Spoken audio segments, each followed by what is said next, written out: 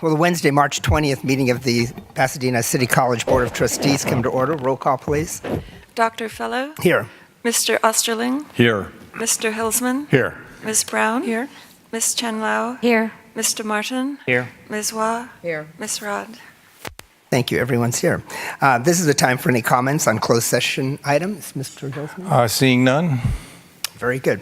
We're going to move into closed session today. We're going to pull item number 2, Government Code 54957, Employee Discipline, Dismissal, and Release. The other issues we'll be talking about again are Government Code 54957, Evaluation of the Superintendent President, Government Code 54957, Conference with Labor Negotiators, Agency Designated Representative, Bob Blinsky, Vice President for Human Resources, and Government Code 54957, Public Employee Appointments, Manager of the Maintenance and Operations. We'll now go into closed session.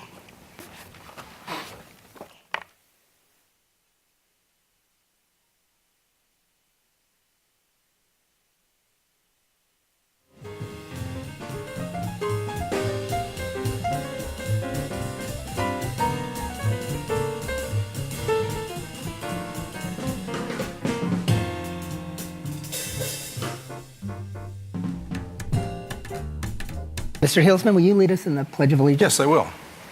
Please stand. Lift your heart and begin. I pledge allegiance to the flag of the United States of America and to the republic for which it stands, one nation, under God, indivisible, with liberty and justice for all. Thank you. The first item of business is the approval of the agenda. Move approval. We have a motion from Mr. Hilsman, a second from Ms. Wah. Further discussion? Student trustee? Aye. All in favor signify by saying aye. Aye. Aye. Opposed? Motion carries unanimously. This is the time for introductions. Do you have any, David? No, I don't believe I do. The board, any introductions? We just appreciate you all being here. Our next order of business is approval of the minutes of the Board of Trustees for February 20th, 2019. I'll entertain a motion. We have a motion from Ms. Wah. I'll make a second. Further discussion? Student trustee? Aye. All in favor signify by saying aye. Aye. Aye. Opposed? Motion carries unanimously. The second is the approval of minutes for the special meeting number 12, March 11th, 2019. I'll entertain a motion to approve. So moved. Second. We have a motion from Mr. Osterling, a second from Ms. Wah. Further discussion? Student trustee? Aye. All in favor signify by saying aye. Aye. Aye. Opposed? Motion carries unanimously. Now we'll go into a number of consent items. In the first, excuse me. Mr. Chair, we have public Most comment. important thing, Mr. Hilsman, thank Yes. So we have comments on agenda and non-agenda items. I'll begin with the agenda items. First up with Laura Hayes. And for all of those of you who are commenting, you will have 3 minutes to speak, and I will warn you when you get too close or past the deadline. Thanks. Thank you to the Board of Trustees in advance of your approval of the grant award for a re-entry program for system-impacted, currently and formerly incarcerated students, Section F in tonight's agenda, item number 29. My name is Laura Hayes, and I am one of those impacted students, here tonight to represent members of a student organization in its second academic year here on campus. FIRST, which stands for Formerly Incarcerated Radical Scholars Team, has been working with Dr. Olivo, Dr. Mares Tamayo, Dr. Francoso, and many others on developing a program to support formerly incarcerated and system-impacted students. This grant will allow the college to institute a formal program to support us and countless others like us to not just succeed, but to thrive, both on campus and in our communities. So we thank you so much in advance for your consideration of this grant. Thank you very much.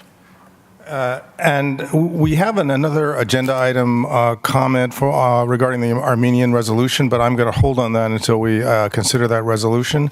So then for non-agenda items, if I could first call Jennifer Kuntz.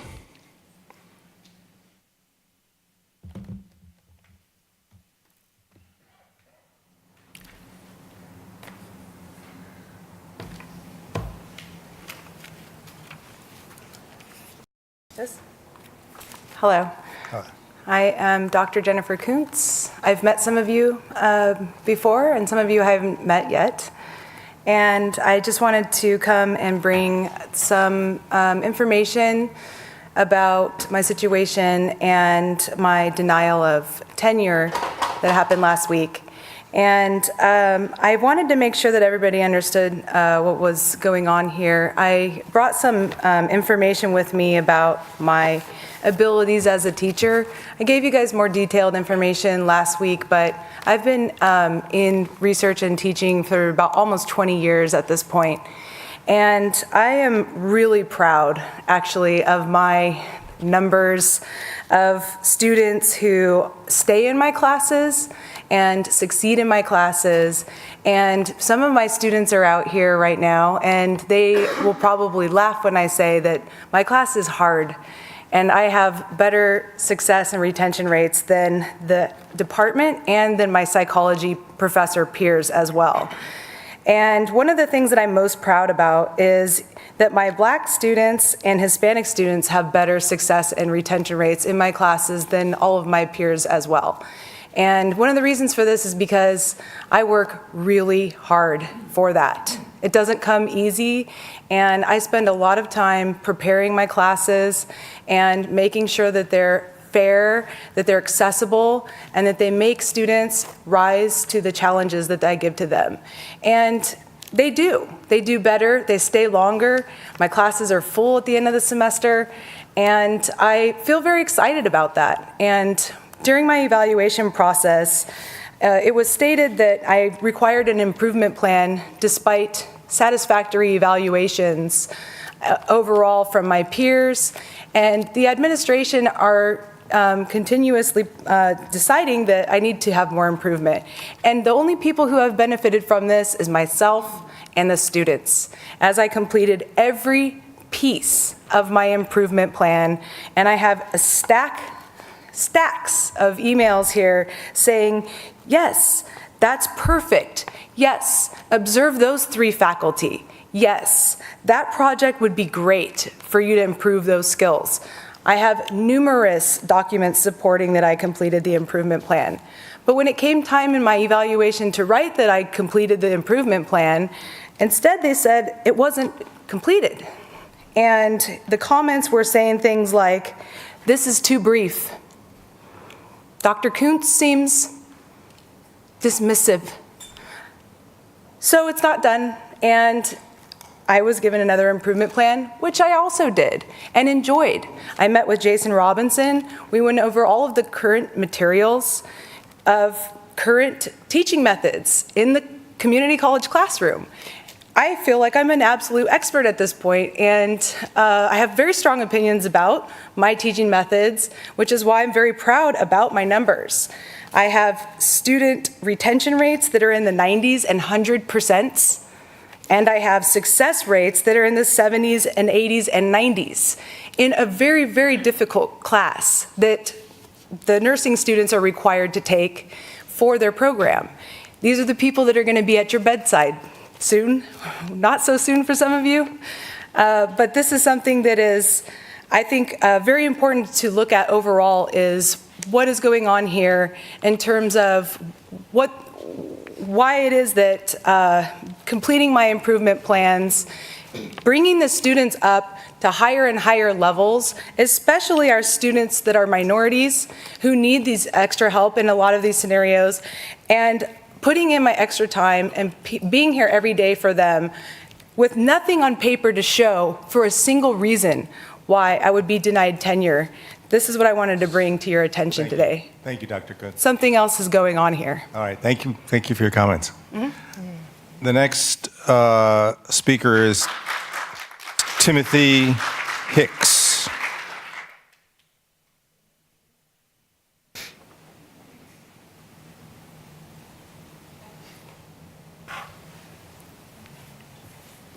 I hate microphones.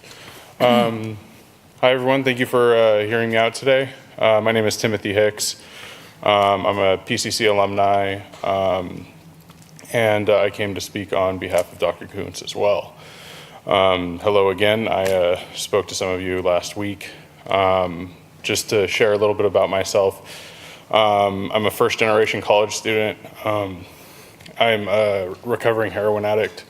I come from a long line of construction workers. And at some point in time, I got involved in the substance abuse treatment and got my substance abuse counselor certificate. I kind of capped out on the job that I was working at, and I came back to school primarily to get a piece of paper to put me in a higher pay bracket. I felt the ceiling and I wanted a piece of paper. I thought school, like my parents figure, is just other hoops to jump through. There's no purpose to it, it's just to get a piece of paper. I only say that because when I took Dr. Kuntz's class, it changed my perspective. I still have that alcohol and drug counseling certificate. I'm still employed at a psychiatric hospital in Pasadena. But right now my focus is at HMRI, which is it's a research institute. It's a nonprofit, which Dr. Kuntz introduced me to. And because of her, I'm doing cognitive testing with other professionals. I'm working with MRIs.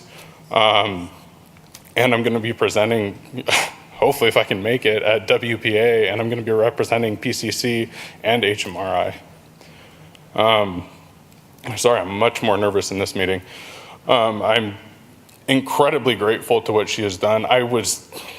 More personal information, I was 306 pounds when I entered her class, and now I'm 250. If that displays how well she teaches developmental psychology, I mean, she blew me away. So you have 30 seconds, Mr. Hicks. Thank you. Basically, Dr. Kuntz, I'm sorry that this has all happened, and I'm sorry to PCC. I hope that there is a turning point here. Thank you all for listening to me, and that's it. Thank you. Thank you.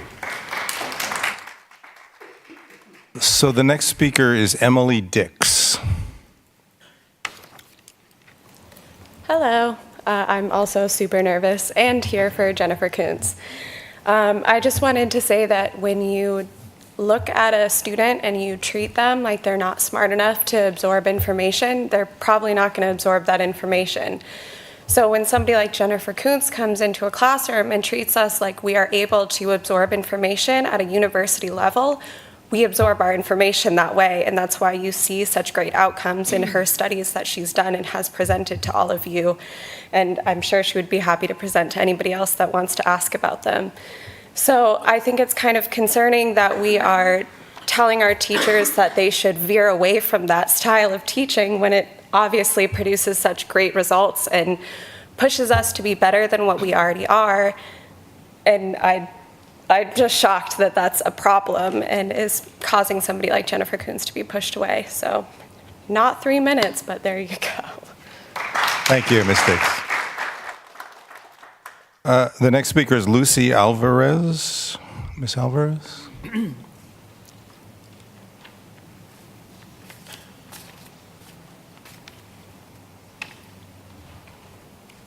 Okay, so like you said, I'm Lucy Alvarez. Good evening, board, faculty, and students. I am an older adult returning back to school after I was in banking for 20 years and had a 6-figure income. But when the economy crashed, I could not keep a job. So I decided to go back to school. And Dr. Kuntz made me feel like this is possible. I'm not too old. Anything is possible. And I really am super grateful for that because I was feeling really nervous coming back to school after having a long, successful career. And I think, to also talk about the outcomes, I think part of it is that she doesn't handhold the students. And I think maybe if you read some of the comments on like what I did on Rate My Professor, some of the students complain about no study guides and no posting of the PowerPoints. And I was one of them initially, but I gotta tell you that it really freaked me out because as an honor student now, I really wanna get good grades because this I don't have time to waste here. I'm a serious student, I wanna get this done. But it taught me how to become an active learner and not just have the professor hold my hand throughout the process and learn the material that way. So now I've gotten all A's in my classes. I have a 3.923. And, I'm a mom of 3 boys and a single mom, and it's hard, but I'm doing it. And she's also inspired me to even think about an MD, PhD program, which I never even would have thought about. I'm constantly looking at research articles, and I have all these ideas, and she's like, you might want to do this and kill 2 birds with 1 stone. And I never would have thought of that. So I've taken over 100 units now, and I can honestly say she's one of the most inspiring professors, and why PCC is not embracing her and congratulating her and praising her is beyond me. Because when I was in banking, people that had numbers that proved what they said, proved, and the numbers speak for themselves. So, Ms. Alvarez, if you could wrap up, just a few more seconds. Thank you. I have no idea why she's not being valued and appreciated for what she's done, especially for PCC students. So thank you. Thank you. So there are no more non-agenda items, Mr. President? Thank you very much, Mr. Hilsman. We'll now move on to the consent calendar. And the first, I should say before I begin, I forgot to announce that there was no decisions in closed session this evening. That's correct. I forgot that. The first items deal with student affairs. Is the wishes of the directors. Motion to approve. Second. We have a motion from Mr. Osterling, a second from Ms. Waugh. Further discussion? Student trustee? Aye. All in favor signify by saying aye. Aye. Aye. Opposed, motion carries unanimously. The second batch of consent items deal with instruction. The wishes of the trustees. Move approval. Second. We have approval from Mr. Hilsman, a second from Ms. Brown. Further discussion? Student trustee? Aye. All in favor signify by saying aye. Aye. Opposed, motion carries unanimously. The second group is the F group, which deals with business. The wishes of the trustees. Ms. Brown? I would like to pull 28 and 29, Pull just which for one? discussion, 28 and 29. Okay. Move to approve the remainder items. Pardon? I can't hear. Move to approve the remainder items. Second. We have a motion from Ms. Waugh, a second from Mr. Hilsman. Further discussion? Student trustee? Aye. All in favor signify by saying aye. Aye. Opposed, motion carries unanimously. Now we'll go back to the consent item. Ms. Brown? Yeah, so I wanted to comment on 28, to accept the grant for the Promise Scholars Program. I think that is just a great thing that we're doing, anything to be able to accelerate and help our student fulfill their goal is what we need to do here at PCC, and I'm very proud to see that we're on that wavelength, I would say. But the one that's really to my heart is the 29, to accept the award for the incarcerated youth population. I know several nonprofits in my district that are already doing work to help this population get on their feet, preparing them for jobs. One in particular, I think it's the Flintridge Center, which offer training in construction for this group. And I mean, they're doing a tremendous job. They're working with the unions. They're getting jobs. The folks are getting jobs. So I am very pleased to see that we here at Pasadena City College are now going to join this group of people who want to help give incarcerated people a second chance. Because for one reason or another, it doesn't matter. Folks make mistakes, they get in trouble. But the fact is, a second chance is always good. The question I have, as I was reading this, was what exactly are we going to be offering this population? How are we going to prepare them to get a job? And, you know, basically, who are we going to, if I speak to someone, which there are many, who do I send them to? That is my question. Thank you, Trustee Brown. I am the administrator who has proposed these two consent items. So I appreciate your support of the CUNY ASAP replication grant. We're very excited to be engaged in this activity to help accelerate our students through graduation. Secondly, the former incarcerated student reentry program grant. We've identified a space. In our grant proposal, we also identified to have somebody lead the effort to offer counseling services to former incarcerated students and specialized services such as expungement workshops to help our students address issues with their records, and career workshops so that we can help our students obtain jobs.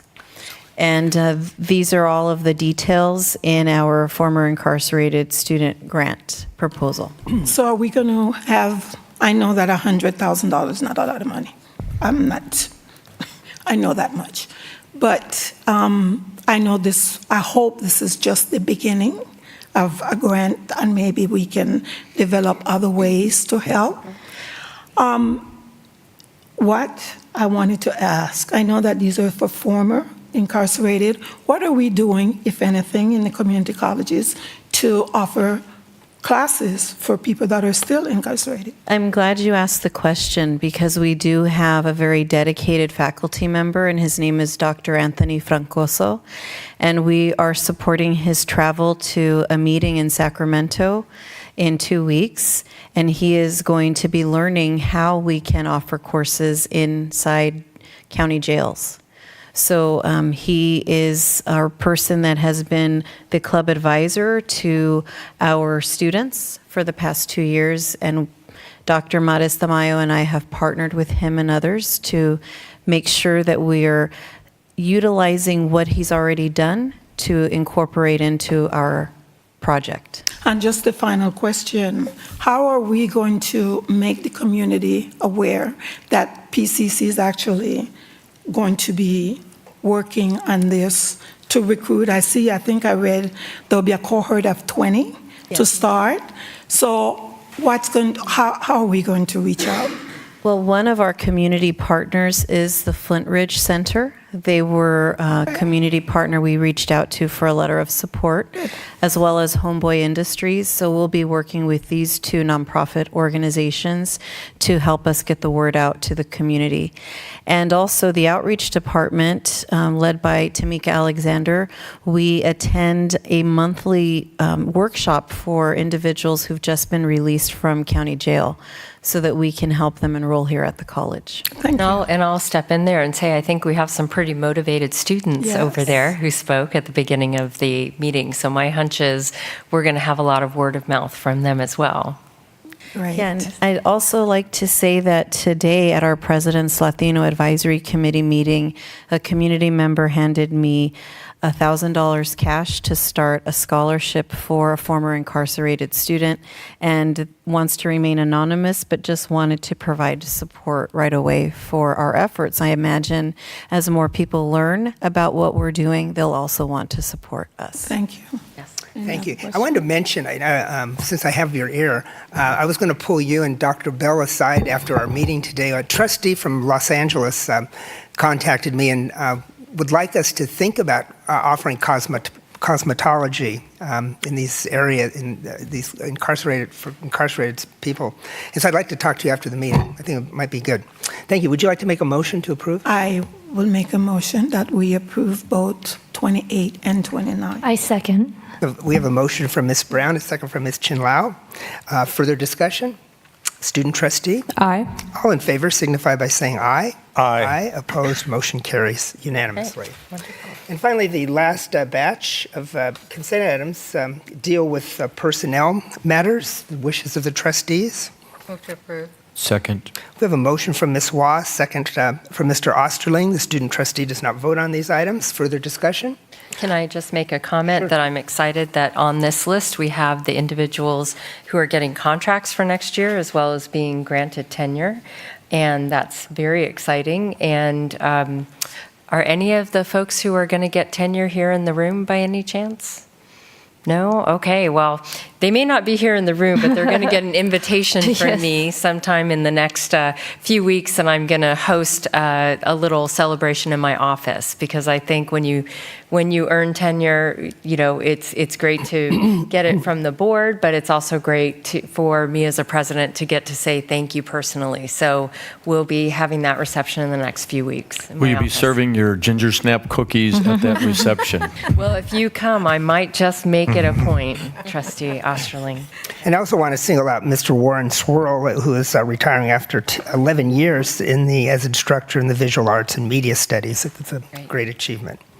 Dr. Andronis, can you just approximate about how many people are getting tenure in that group? Well, how about Bob Blazinski? 31. 31. Okay. I'm actually looking at the list, so it's a goodly number. We have 31. Yeah, thank you. Yeah, I think it's important to note that she won't be able to have that in her office. It's not quite big No, enough. I meant the president's conference room. I apologize. I'm still getting the terminology correct here. You got to cut me some slack there, Dr. Juni. But I mean, it's a nice number, and I think it's good for the public to know that. Yes, thank you. Okay, any further discussion? We have a motion on the floor. All in favor signify by saying aye. Aye. Opposed, motion carries unanimously. We'll now move into the action items for this evening, and the first is the BP 1200 College Mission. Ms. President? Okay, so as you see in your agenda there, we do have a new college mission that has gone through shared governance and been developed on collectively. And I don't know if our Academic Senate President would like to say a word about our new mission statement. Yeah, I believe Crystal Colros is also going to be bringing it up. Okay. It was really a long process of vetting. I forget about these things. It was a long process of vetting. It took several years, actually. It was initiated by Crystal Colros and the previous Academic Senate President. There were several town halls, public forums at all of our sites and our main campus here on Colorado. It was open to the public, so the public had opportunity to provide input on the changed mission statement. It was thoroughly vetted through all the shared governance bodies, and there was significant student input on it. And I think that's the most important element. This is a mission statement that resonates deeply with our student population. And that's distinctly different from our previous mission statement, which is extraordinarily long and didn't resonate so well. So this is one that the students are very firmly behind, and they had huge input into the creation of this mission statement. And I think that's the most important takeaway from this.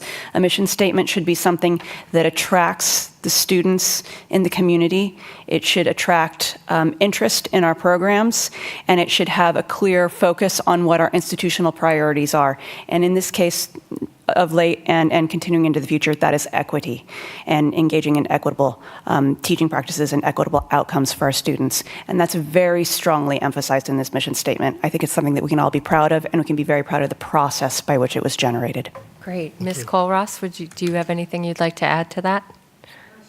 Okay, great. Okay, questions? Ms. Brown? Well, remark. So when I read the mission statement, so when I looked at it and I said, God, this stuff is short. And I looked at it a second time. I looked at it and I said, but it does capture everything that we need to say. So I said, well, the trustees were not at all invited, I don't think. But I have no complaints. I think you said what you need to say. Thank you. Mr. Osterling. I just wanted to commend everybody involved in the process. I know how difficult it is to get input from such a variety of sources. And then the brevity of the statement, and yet it really captures the essence of what we're trying to do here at PCC. So I just want to commend everybody involved, and it's shown in the final result. It's clear and concise and well done. Thank you. Thank you. Ms. Waugh.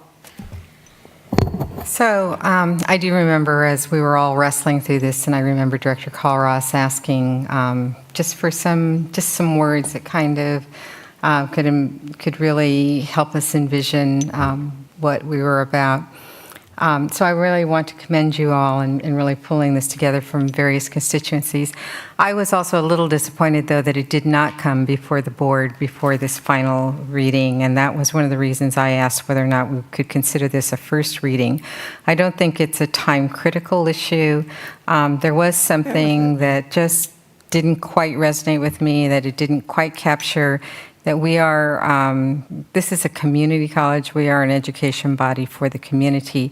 And I just, having only 2 days to really see this and think about it, I just feel like I would like to move that we consider this a first reading and have a little more time to look at it.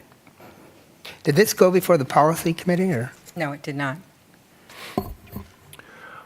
Do directors or trustees have any problem with that? Hey, Mr. Osterling, or Mr. Hilsman? Yes. I just wanted to say that as a writer, we writers have a saying that it's very easy to write a long document, but it's very hard, nearly impossible, to write a short document. And particularly this goes for mission statements. So I wanted to congratulate the work that was done on this. Thank you. Mr. Martin, did you have a? I did, but Go ahead. would yield to, is that Sandra's light over there that is was ahead of Sandra's mine? Yes. Thank you, Trustee Martin. I appreciate the work that went into this document and certainly to the mission. The mission really is an essence for the college. And some of us who are new to the college, I think personally would appreciate more time in reviewing the mission. I know that the board has a retreat coming up on April 6th. So perhaps this is something that we can have another view of at the retreat with the new president. Thank you. Mr. Martin. So I share all the same comments, which pull and push. I am very impressed with the brevity, and I think that's exceptional. I love the action verbs. I think you've done an exceptional job. It's kind of an important thing to come to us, and it does help to have a little more time. And I know everybody probably has something that they wish was in it and isn't, but I'm going to tell you mine. And in some ways, you may have missed this because you're in it day to day and you just take this for granted, especially our faculty. But I think if there's one distinction about Pasadena City College over other community college, is that we have a well-deserved reputation for very high quality of instruction. And I know it was true for many, many years because I used to check in with a dean friend of mine at UCLA, but PCC transfer students to UCLA in their junior year always had higher GPAs than the first 2-year students at UCLA. And sometimes community college in some neighborhoods, in some ways, in some places, is kind of thought of as, well, if you didn't quite make this or that or something as a secondary choice. But when you say Pasadena City College, it resonates that this is the best quality instruction you can get for those first 2 years. And so I think it's humbly speaking that you didn't quite work that into the mission. I'm looking at you because of faculty, but it's really everybody, right? Because we kind of take it for granted here. But if there was a way to rewrite and somehow capture that concept that we are committed not just to instruction, not just to, and I love these words, engagement, I love it, but we are committed to a high level, and I don't know the term, in that would be the one piece that I wish was kind of slipped in there somehow. I'm very comfortable approving this tonight as it is. It doesn't mean that we can't review it again. And of course, anything the trustees would suggest would need to go back through the campus and everybody else again anyway. So I'm happy to vote on it exactly like it is because it's a wonderful piece of work. But that would be the one item that I wish we could kind of include somehow in the next time. Ms. Wong. So I would like to move that we defer voting on this item, that we consider this a first reading, and that we bring this back to the board after considering the comments that were made, possibly some additional adjectives, I don't know, descriptors, that gives the board a little more time. And I do think that with the retreat, this will be a good piece for us maybe to discuss. Okay. That's my motion. Do we have a second? Second. Can we have a second, Okay. Madam President? So, a mission statement is always an interesting thing. And, I was reminded that for many years, Pepsi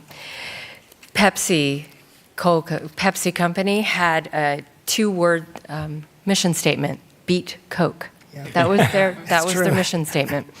And having done several mission revisions in various community colleges, often what happens is if certain words don't get included into the mission statement, individuals across the campus think, oh, well, if I'm not specifically mentioned in the mission statement, then the college doesn't care about me.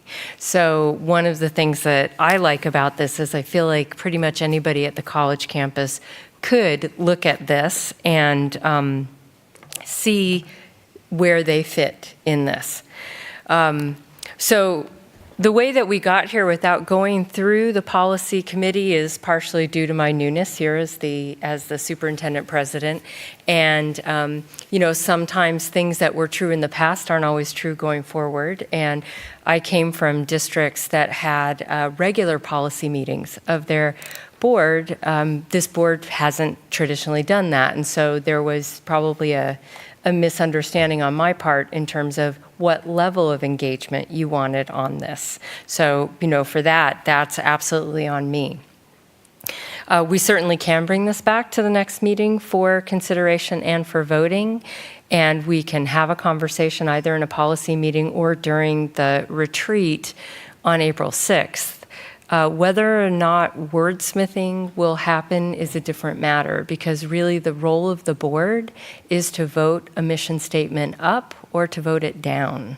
And but I think hearing what the board has to say and providing an opportunity for conversation is always a good thing. So, I don't think that, I think it's okay to defer voting on this, but it has gone through shared governance. So I just want to throw that out, but I also understand how it might be frustrating on the part of the board. Since this is discussion, Ms. Koros, I wanted to say I love brevity. I thought you did a good job with it. Mr. Hilsman? So I would just like to get clarity before we vote on process, because I know the perils and pitfalls of wordsmithing as well. So what has to happen if we're not happy with this mission statement for whatever reason and we want to revise it or we wanted to send it back for revisions? What happens next? I'll defer to the Academic Senate President. It would go through the entire shared governance process all over again. So any change at this point would require it to be revisited by the Classified Senate, the Academic Senate, the Associated Students, presumably a management association. I assume at that point executives might want to get involved, so the executive committee, and then finally College Council, at which point it would then return to the board after, I guess, going through the policies committee. So it would not be a short process. How long have you worked on this? Years. This process started in 2017. Okay. There were many public forums as well. Okay, thank you. Mr. Martin? Okay, so I think the motion before us is to defer this to a later meeting. I'm going to vote against that motion because I want to vote to support this as our mission statement, because I knew from the previous presentation all that you've gone through. And you've done an exceptional job, okay? So I think we should approve it. I think we can still have a discussion at whatever time works for the board to think of some ideas. I think we could give those back to you, and I think we could let you and the whole campus work on those for the next iteration, whenever that is. I mean, if you look at what we have and you look at what they've done, these are the choices that we have, really, right? The one that's in place now, yes. or the new one. That's correct. And I think I like the new one. And if I can just respond to that, I think the other issue is that right after this motion, we're going to hear about our Vision for Success goals, and I think what you'll find in there is some of the things that that you might be concerned about are encompassed within the Vision for Success goals that we're setting for the college, as well as the strategies and objectives that will be developed in support of those. And I think when you see all of those in total, what you will see is that every single issue that you've raised, every concern, will be addressed. Student trustee. I think Madam President hit it like right on the head. From a student perspective, it hits every single point. We actually were a part of the process, thankfully. The Associated Students was a part of the process, and we really were thankful for that. And reading it back, I really think that these ideas are carried throughout our campus, and I completely agree with Trustee Martin, where we should probably vote on it today because it's such a long process and students were involved, and that's just an amazing aspect. So. Thank you very much. Ms. Chin-Lau. My comments are that certainly we appreciate I certainly appreciate everybody's effort, students, faculty, with this, coming up with this statement. I think my question is just understanding what the board's role is in reviewing this statement, and if our role is to take a deeper dive in this, because this does set the precedent for how we move forward with an institution. Then to Trustee Wa's point of having 2 days to review this may not be enough. And if we're talking about shared governance, what is the responsibility of this board and each of us to take a look at this, in depth, and to say, is this something that, we want to move forward with? Well, I'd like to clarify that the agenda was posted last Friday, so it's not been 2 days. It's been longer than that. So I think that there has been time. Again, we go back to, should there have been a policy committee meeting? Probably there should have been. But again, based on the history of what I saw here, and I believed that bringing it here, especially since it had gone through an exhaustive process at the college. It is the responsibility of the college to develop the mission statement for the college. It is the responsibility of the Board of Trustees to either approve it or reject it. And the same thing is true about the goals of the college. The board does not set the goals for the college. The college, through me, makes a recommendation for goals, and then you as a board provide input, but ultimately you accept or you reject them. Right. So in looking at this, from where I sit, the mission statement, the revised mission statement as it's written in conjunction with the Vision for Success goals and where we're going with the Educational Master Plan, hits all of the concerns that I've heard from the board. It's just that this piece needed to be revised. But I wasn't here before 60 days ago. So how we got here and where it might have come up through a study session, 6 months ago, if I had been here, I might have brought it to a study session, just like we're about to hear about the Vision for Success goals. So what I'm hearing you say is that since you've been here for 60 days and in looking at this mission statement, that you are comfortable with moving this mission statement to the board for a vote? I absolutely am, which is why it's on the agenda. But that's also, I understand the concerns that have been expressed, and I understand the concerns about making sure that everything we project to the community through the mission and the vision and all of that encompasses the community that we serve. So I hear what the concerns are. I really do. Mr. Martin? Thank you. So as I said, I'm already going to vote for this, but when it comes to process, it's difficult for the board to have input if everybody works 2 years on it and then we're supposed to comment and have input. That's a little rough, right? So I view the mission statement not just as a big deal, I view the mission statement as a very big deal. And I view it as such a big deal that rather than even sending it off to the policy committee next time we do it, it doesn't bother me that it comes to the full board for some kind of early review to get all board comment at the very beginning. And I appreciate our policy committee, and I'm glad they work through all the policies they work on. Excuse me. But when it comes to the mission statement, there needs to be a place for the board to say what they want to say. And this isn't your fault. This isn't anybody's fault. Yeah. So I'm not surprised that whether it's 2 days, 3 days, or 5 days, it isn't enough days. Right. That you spent 2 years on it, and now we get to say something. So that all being said, we are where we are. I think they've done great work.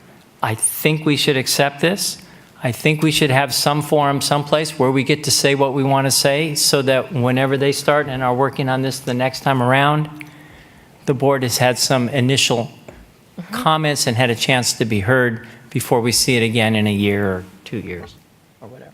Thank you. So that's Ryan. Ms. Waugh? So my final comment. So I do agree with what everyone has said. I mean, and please don't misinterpret that I don't like the mission statement. I loved that it was so much more brief than that long thing we had, which certainly didn't speak to me. So I do know that there was a lot of work that went into this, but I am appreciative that the process is expressed, that that the college constituents put so much work into this, and all of a sudden it just comes before the board and we either just say yes or no. So I guess my question would have been to Dr. Androgenis, if you had brought this to us 6 months ago and we had said, gosh, we think you need to do something, I mean, what would we have done? I think you would have provided, so I think what would have happened is you would have articulated those concerns while it was still in the process, and while maybe it hadn't gone to 3 different committees, or, it would have been earlier on so that you could say, gee, we really don't understand why this particular piece of it is here, or we really wish that the word, one of my least favorite words is global citizen, because how do you measure a global citizen? Even though it's a good thing, but how do you measure it? Then what would happen is the Academic Senate President, myself, everybody involved would take that feedback back to developing and taking it through shared governance. In the end, it may or may not have had the changes that you requested, or maybe there was a compromise change, but you would have been involved in the dialogue then. You're right, we're late to the process. But it has been such an exhaustive process that to start over again is a lot. Well, I certainly don't want us to start over. So as I guess, I think you made a nice compromise and said that there would be some additional things in the goals that we could express some of these values in. And I hope then that process will also be applied as we are setting goals, that we are not just presented a set of goals that constituents came up with and we can say yes or no to. Today is the beginning of you having that conversation, because our goals will be based on the Vision for Success goals, which you as a board are required to approve by May. So it's March, and what you're going to hear tonight during the study session is what those Vision for Success goals are and what they mean for us here at Pasadena City College. And the reason we're doing it as a study session is so that you can all ask questions. Otherwise, if we had just taken it to the policy committee and then brought it here, not everybody would have had a chance to to get the entire picture. So that was the purpose. Thank you, Mr. Osterling. And then I'm going to call the question. Fair enough. I think I agree with Trustee Martin. Well, let me back up. I think that this is a substantial improvement over what we had. I appreciate, because of the shared governance, the collaborative effort involved, I can understand why it takes so long to develop these. And I think that this is a substantial enough improvement, even though there's one or two elements that we might want to change a word here or there. I think that, John, your suggestion that we approve this and then maybe recognizing it might take another year or two to do another one, we can offer some input. But then I wanted to follow with a procedural question. This is a board policy, correct? Mm-hmm. And yet, if I understand correctly, there's a board policy and we have no actual input into the formation of it.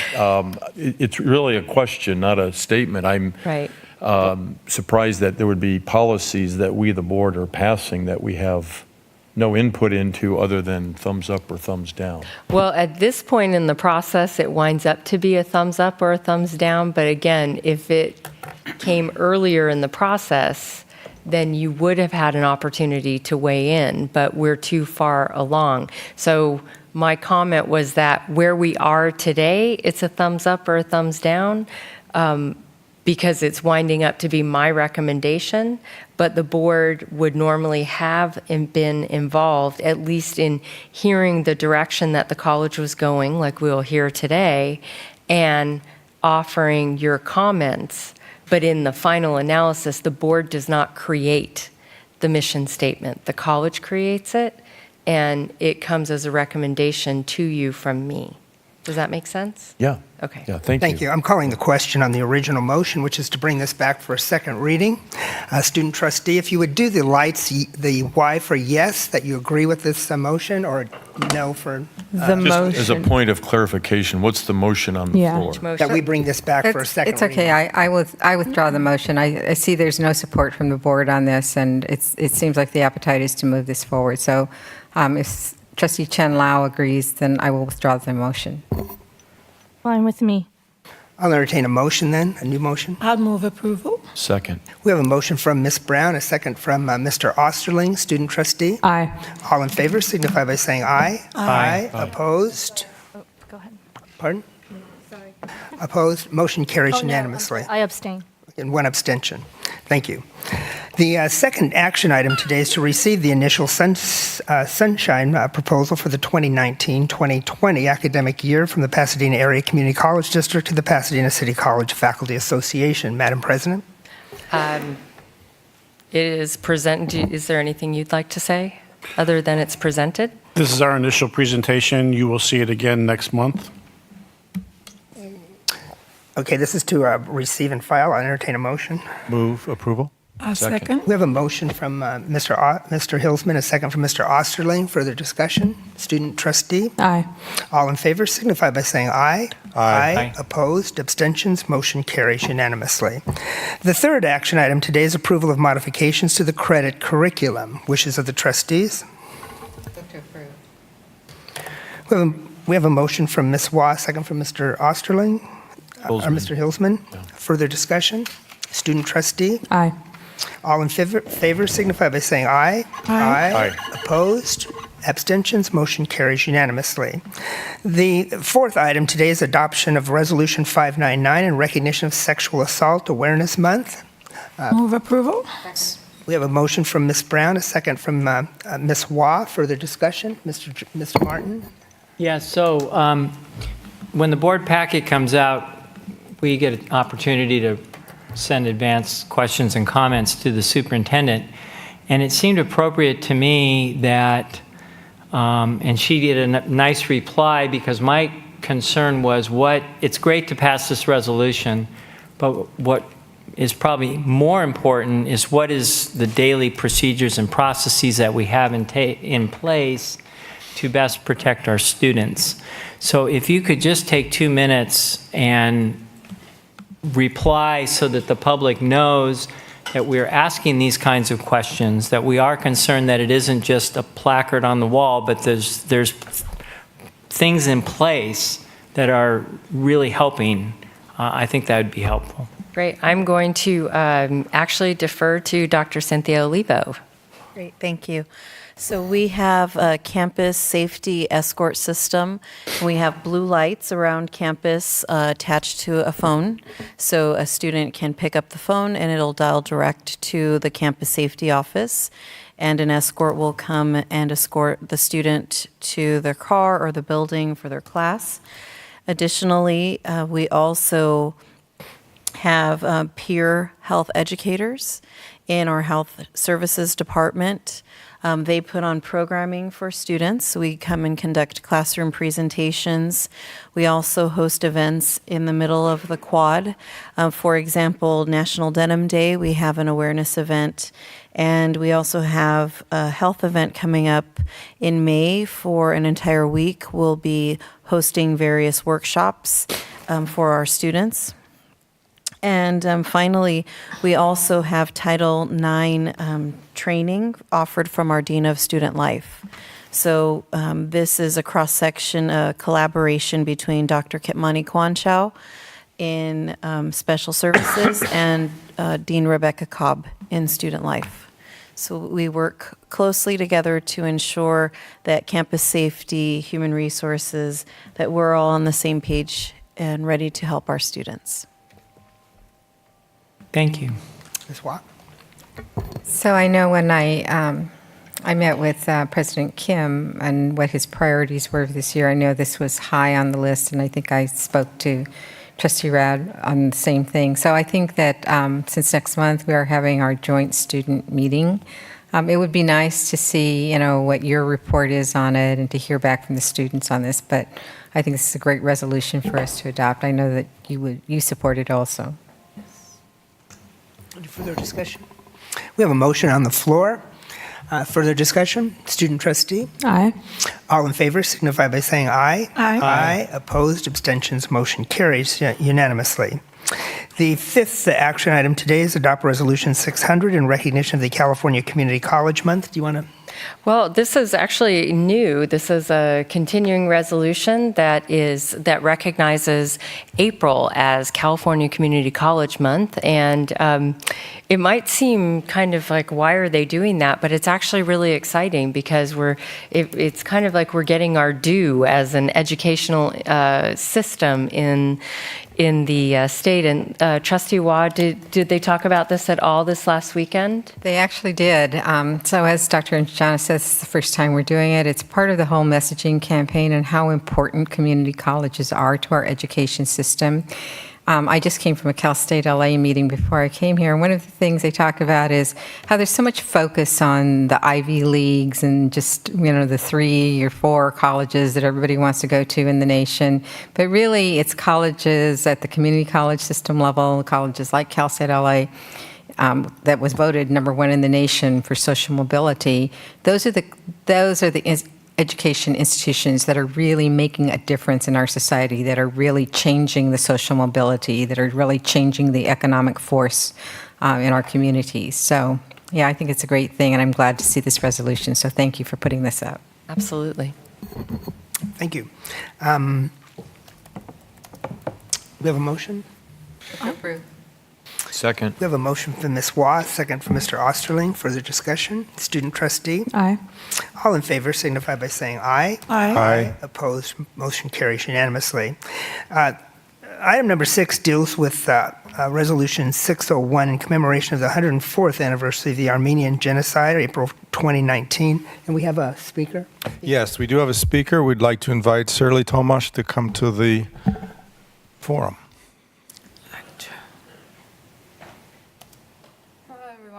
I'm Shirley Thomas, and I'm representing the Armenian Students Association here. And I would just like to say a few words to thank you all for mentioning and commemorating the 104th anniversary of the Armenian Genocide and why it's so important for us. I would like to start by a brief history. So 104 years ago, the Ottoman Turks exterminated the masterminds of Armenian literature on April 24th, which is why we commemorate that day specifically. And there was a phrase saying, "We're only gonna leave one Armenian, and that as a sample in a museum." But now I am here, I am Armenian. I speak Armenian, and I am very proud to be a part of Pasadena City College and to be a part of such an institution that recognizes the word Armenian genocide, which is now often forgotten in many countries. So this means more than anything I could express, and I just want to say that I'm really thankful, and the Armenian Student Association, and I'm pretty sure every student is proud to be a part of such amazing institution. So thank you. Thank you very much. Thank you. Ms. Watt? Yeah, I also just want to congratulate the Armenian community on always having courage to put this forward and making sure that it's not forgotten, because it affects all of us. It's a history that has sometimes repeated in other groups also, and so I think we need to stand together. I was very moved by the Armenian Club's presentation last year. One of my constituents, Dr. Kim Muradian, had her did a story about her mother, and that was shown by the PCC Armenian Club. And I was just informed a few days ago that one of her students in Claremont College has got a $20,000 scholarship, and she used the story of Dr. Muradian's mother in her application for this scholarship. So it's a very proud moment for, I know, the Armenian community. And in South Pasadena, for the first time, we have both an Armenian mayor and a board president of our school board serving at the same time. Thank you. Mr. Hilsman? Yes. I also wanted to thank you for your comments. Some people suggest that educational institutions shouldn't be in the business of passing resolutions like this because they may be perceived as political, or some people don't like them. But I would push back on that. I think that it's important for the academic community and all of our institutions to stand up, for the truth of history. And this goes not only for the Armenian genocide, but also for the Holocaust and other terrible events that historically, hatred often prevails, not in the end, thankfully, that you're here. But it's important for us to stand up at a time when there is hatred abound in the land, and to say that this is wrong. And history tells us that this is wrong, and that evil like this will never triumph, and that we will survive. So thank you. Thank you. Ms. Chin-Lao. Thank you so much for bringing this up and for speaking out on representing your community. It certainly is a very proud moment. I hope for your parents to see you up here and for your grandparents to see you up here, because it takes the next generation of you to continue to preserve history and to preserve culture. Some of you may know that my other job is at the Japanese American National Museum, where at a time 120,000 Japanese Americans were interned by the U.S. government. So I am very cognizant of history and the impact of history. So I would like to commend you and your peers for being here and for speaking up on behalf of not just Armenians, but all the folks who have been oppressed and suppressed in history. So thank you very much. Thank you. Mr. Hilsman? Mr. Osterling. Osterling, excuse me. There's different versions of this quote. George Santayana and Winston Churchill, those who failed to learn the lessons of history are doomed to repeat them. So we appreciate you coming here and continuing to ask that we pass this resolution year after year so we don't forget those lessons. Thank you. Ms. Rao? Certainly, I've had the pleasure of saying hi to you, and we speak Arabic, and we've had beautiful interactions together. And you're so brave and courageous, and keep doing what you're doing, because it's really amazing. And just like Trustee Chin-Lao said, I'm sure your parents and your grandparents are proud of you. So keep doing it. Thank you. We have a motion on the floor. Further discussion? Student trustee? Aye. All in favor signify by saying aye. Aye. Opposed, abstentions, motion carries unanimously. And thank you for being here. I did call the local Armenian community, and they never call me back, but they're usually here. Usually are, yeah. Thank you. Now we'll move into information items. Dual enrollment memorandum of understanding with the La Cañada Unified School District. Madam President. I'll defer to Dr. Juni. Thank you. So this is actually the third MOU that we're bringing to the board for this meeting. It's a first read. We'll bring it back to the next meeting for approval. This is with La Cañada Unified School District, obviously mostly thinking about La Cañada High School. Trustee Chin Lau and Javier and I were at their last board meeting, which was their first read, to present it to their board. They had a lot of good questions. They seemed quite excited about it. And so I don't have any belief that it won't be passed by their board, and I'm hoping that you'll do the same.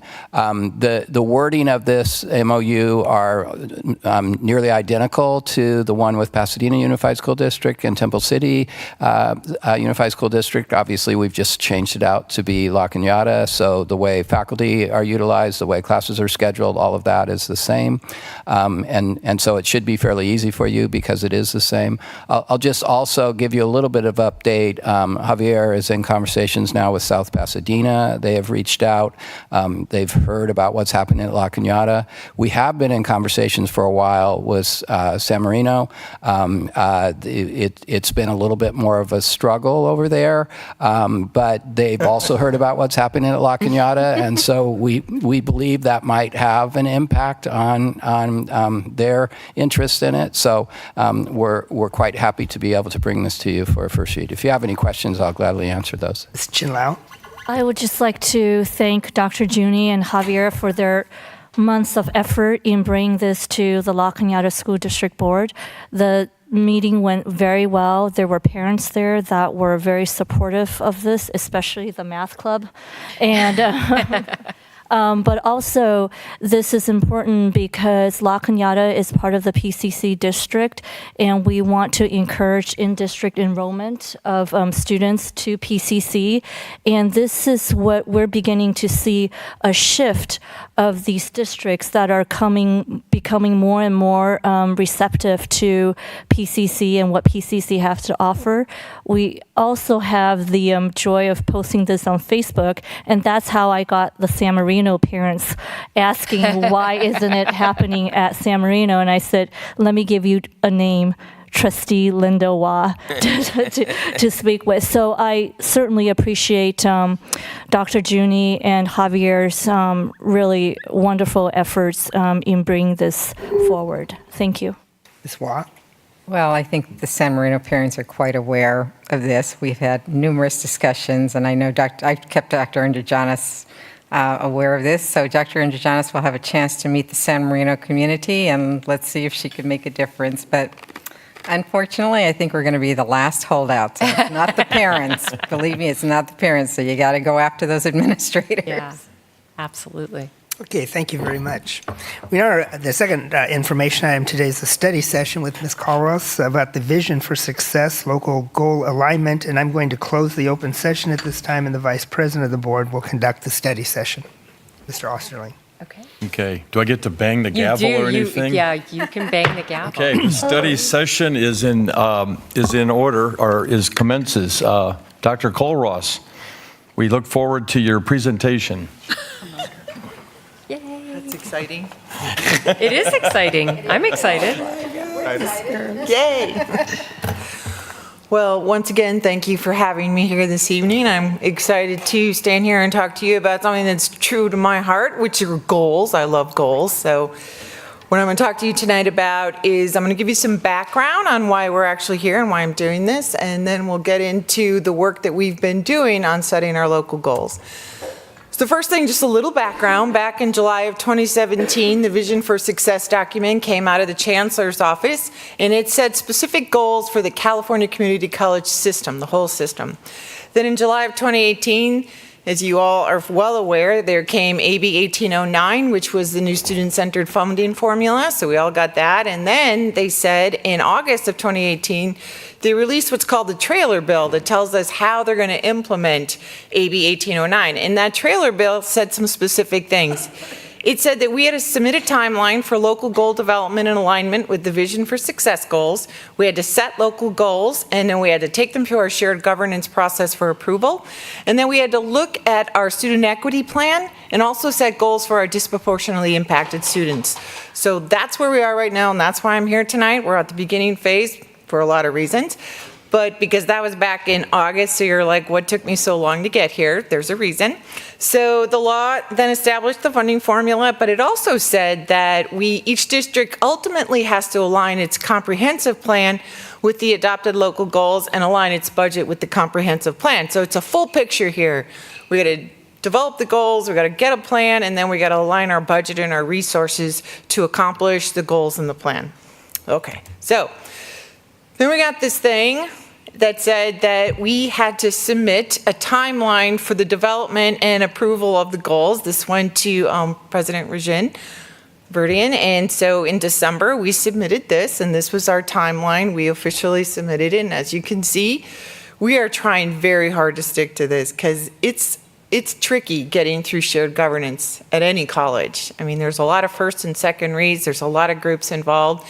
So far we've had 2 meetings of the Strategic Planning Committee, and at both of those meetings, the one on the 4th and the one we had last Monday, we worked on actually setting the first part of the goals. And then I'm working with the Student Success Committee to set the goals for the disproportionately impacted students. So that's where we are. You're going to get a first look tonight at all of that. So the guidance from the Chancellor's office was that the goals should be ambitious and achievable. So that was very important. They were very clear about that. Used as the basis for plans we will be developing concurrently and subsequently. Coordinate the development of goals and plans to make our strategic direction clear and actionable. And if the goals are achieved more quickly, they can be recalibrated. So that's important. Okay, so notice this is a draft, because whenever you do these things and you got to go through shared governance, you don't want a big blank spot where it says 21-22 right before that. Because if you do that, then people are like, what are we going to put there? So I worked really hard with the Strategic Planning Committee. We developed a lot of data. We looked at a lot of data. We had some really good conversations. And we came up with some ideas about what we thought were ambitious but achievable. So here we are, phase 1.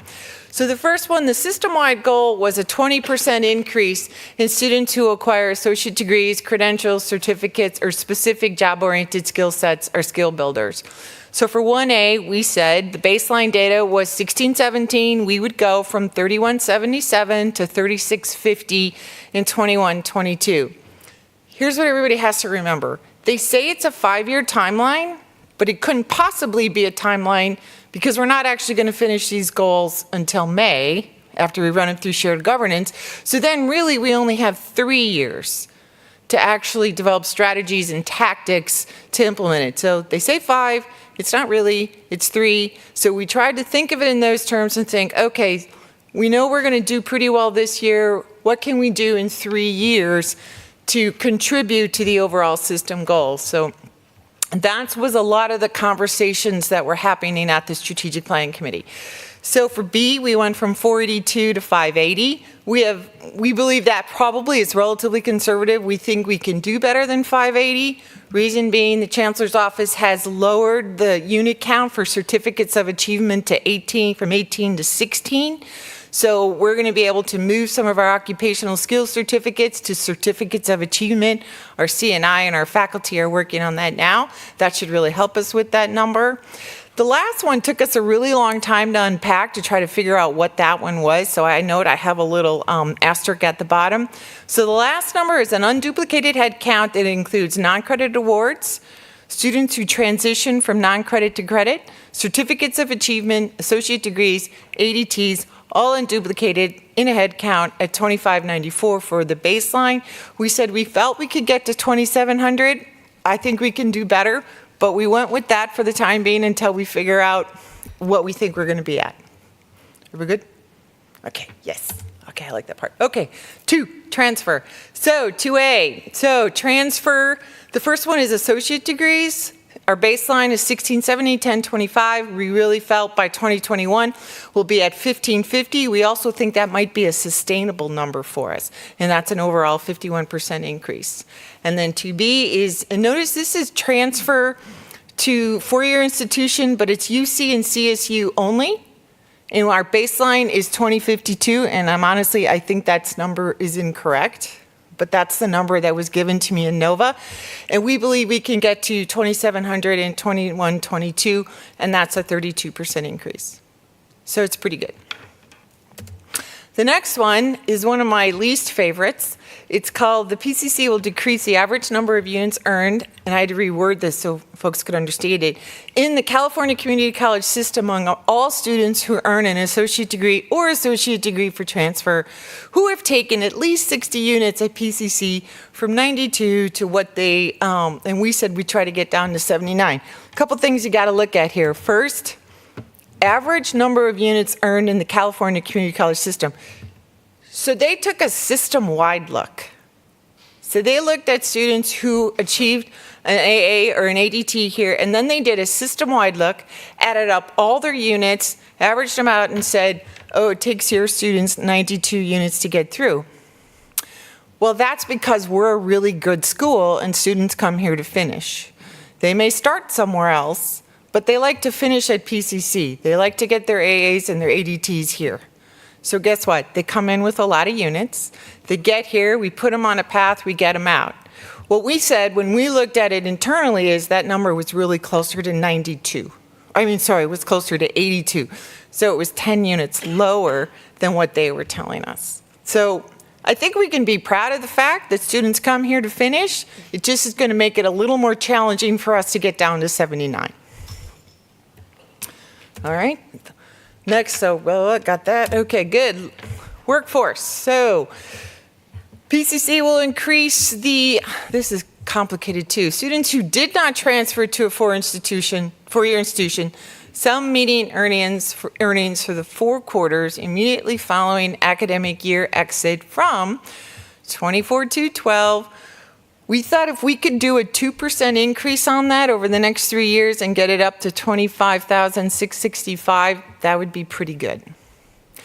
The next one is PCC will increase students who exit the college and did not transfer to a four-year institution. The proportion who attained a regional living wage for a single adult measured immediately following the academic year of exit from 35%. And again, we thought if we can get that up by 2% each of the next 3 years, to 41%, we'd be doing pretty well. The last one, PCC will increase among all students who responded to the CTE outcome survey and did not transfer. The proportion who reported they are working a job very closely or closely related to their field of study from 70 to 75%, a 5% increase. Couple things. This is a survey. Okay, so what this means is San Jose College has this contract with the Chancellor's Office. We send them a list of all the students who completed. They send them a survey. The students hopefully complete the survey, send it back, then we get these numbers. So the good news, we have a really high response rate because our students really like us. So we have about a 40% response rate to this survey. That's really high for an online survey, okay? That's really high. So good for us. So that means that 40% of the students who responded, of that 40%, 70% said they were working in a job closely or very closely to their field of study here at the college. So good for us. If we can maintain that 40%, which I think we can, and get it up to 75%, I think we'll be doing pretty well. Okay. All right, so for Goal 5 equity, we're working our way through this. I think we're pretty set, but we'll let you know. So we have to set goals for our disproportionately impacted students for 1, 2, 3, and 4C, for degree and certificate completion, transfer, unit accumulation, employed in a job close. Okay. They just sent us an email and said we can skip unit accumulation. They said that's too hard. Yay.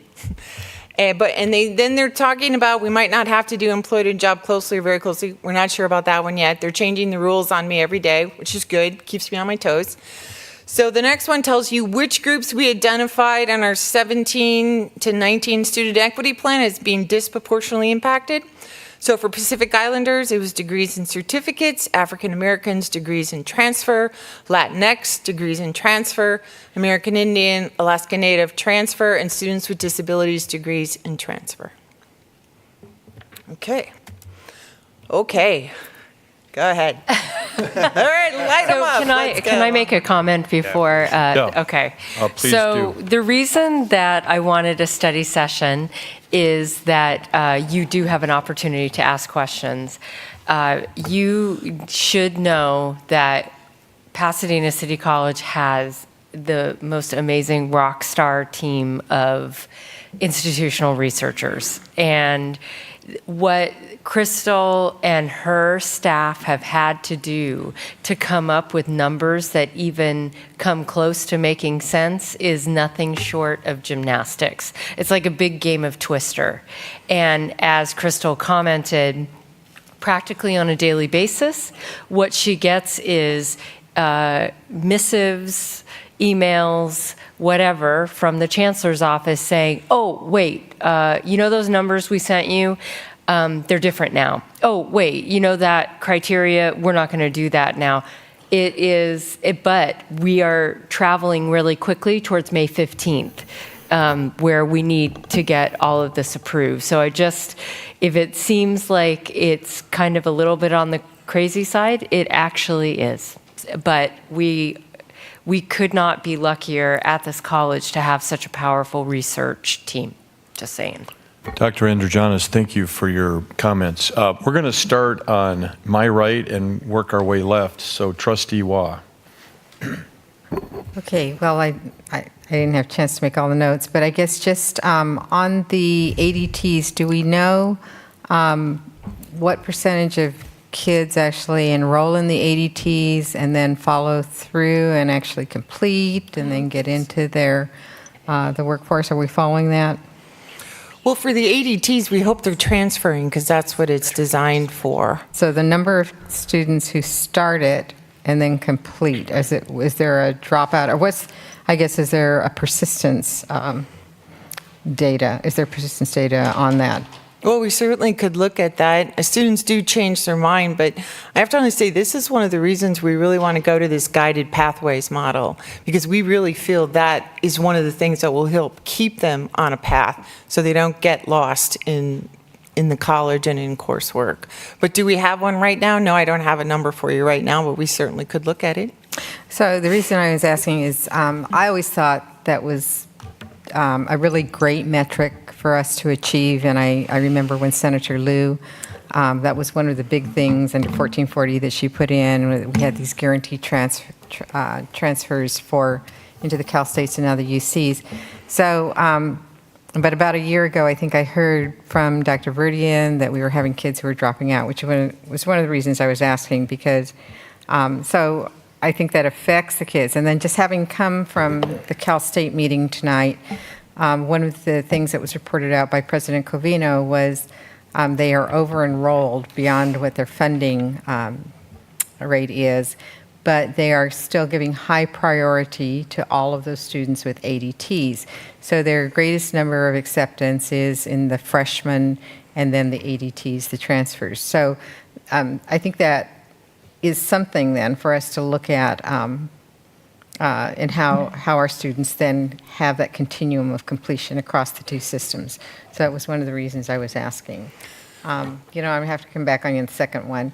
So just one recommendation. It would be nice to have this presentation ahead of time so that we can make notes. Well, the reason that you didn't have it ahead of time is that the numbers were in flux, and I did not want you to have multiple versions of the PowerPoint. Now that we've done it, we will be sending it to you, but the data changes so rapidly that I was concerned with having you have multiple versions of data and that it would be really confusing. But you will get that. You can have it tonight or tomorrow morning, right, Crystal? Yeah, yeah. Absolutely. One of the other things I wanted to say is I was up at the CCT this weekend, so I was up in Sacramento a lot this week. But one of the things that was just reiterative across all the college systems was how many complaints I heard from the other colleges about how they were going to achieve this. So yeah, kudos to our team and to you all for what you're doing. Just great work. I have to honestly say I found the discussions were great. They were very engaged with it, and they wanted to do it. They wanted to set goals that they really thought were ambitious and that we could achieve. Thank you. Trustee Hilsman. Thank you. I concur with the rock star comment. I'm really impressed, as always. So how does this sync with some of the other bigger educational master plan and the board strategic planning retreats and things like that? Are we in sync to some degree with this? I think this is what's going to make us in sync, and that's what we're really excited about. I think when one of the things we discovered when we really took a look at our last educational master plan, we had a lot of strategies and we didn't have really any solid goals. Cool. And what this does for us, it says these are the goals. Now let's develop the strategies that are going to get us there. Great. And that's actually what we'll be looking to the board to help us with. Nice, because that's, I can see all the moving parts here, and it's great to have the synchronicity and the communication.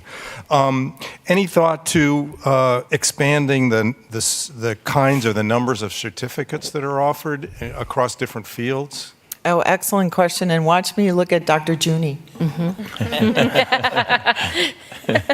to answer that, Terry? So, yes.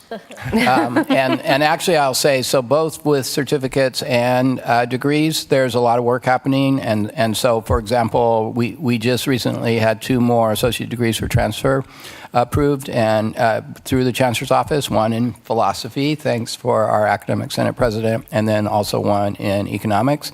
And you will be seeing, actually, at the next board meeting, one in biology and one in agriculture, plant science, and there's one in environmental science that will probably be coming shortly after that. So we are in... I'd really be interested because it's a bit of a puzzle for me conceptually in terms of social sciences and humanities, and I'd love to hear the details as that emerges. Yeah, there's a global studies one that's in the works. So there are quite a few degrees, especially associate degrees for transfer that are various processes. And so that will help our numbers go up because we'll have more degrees available for students.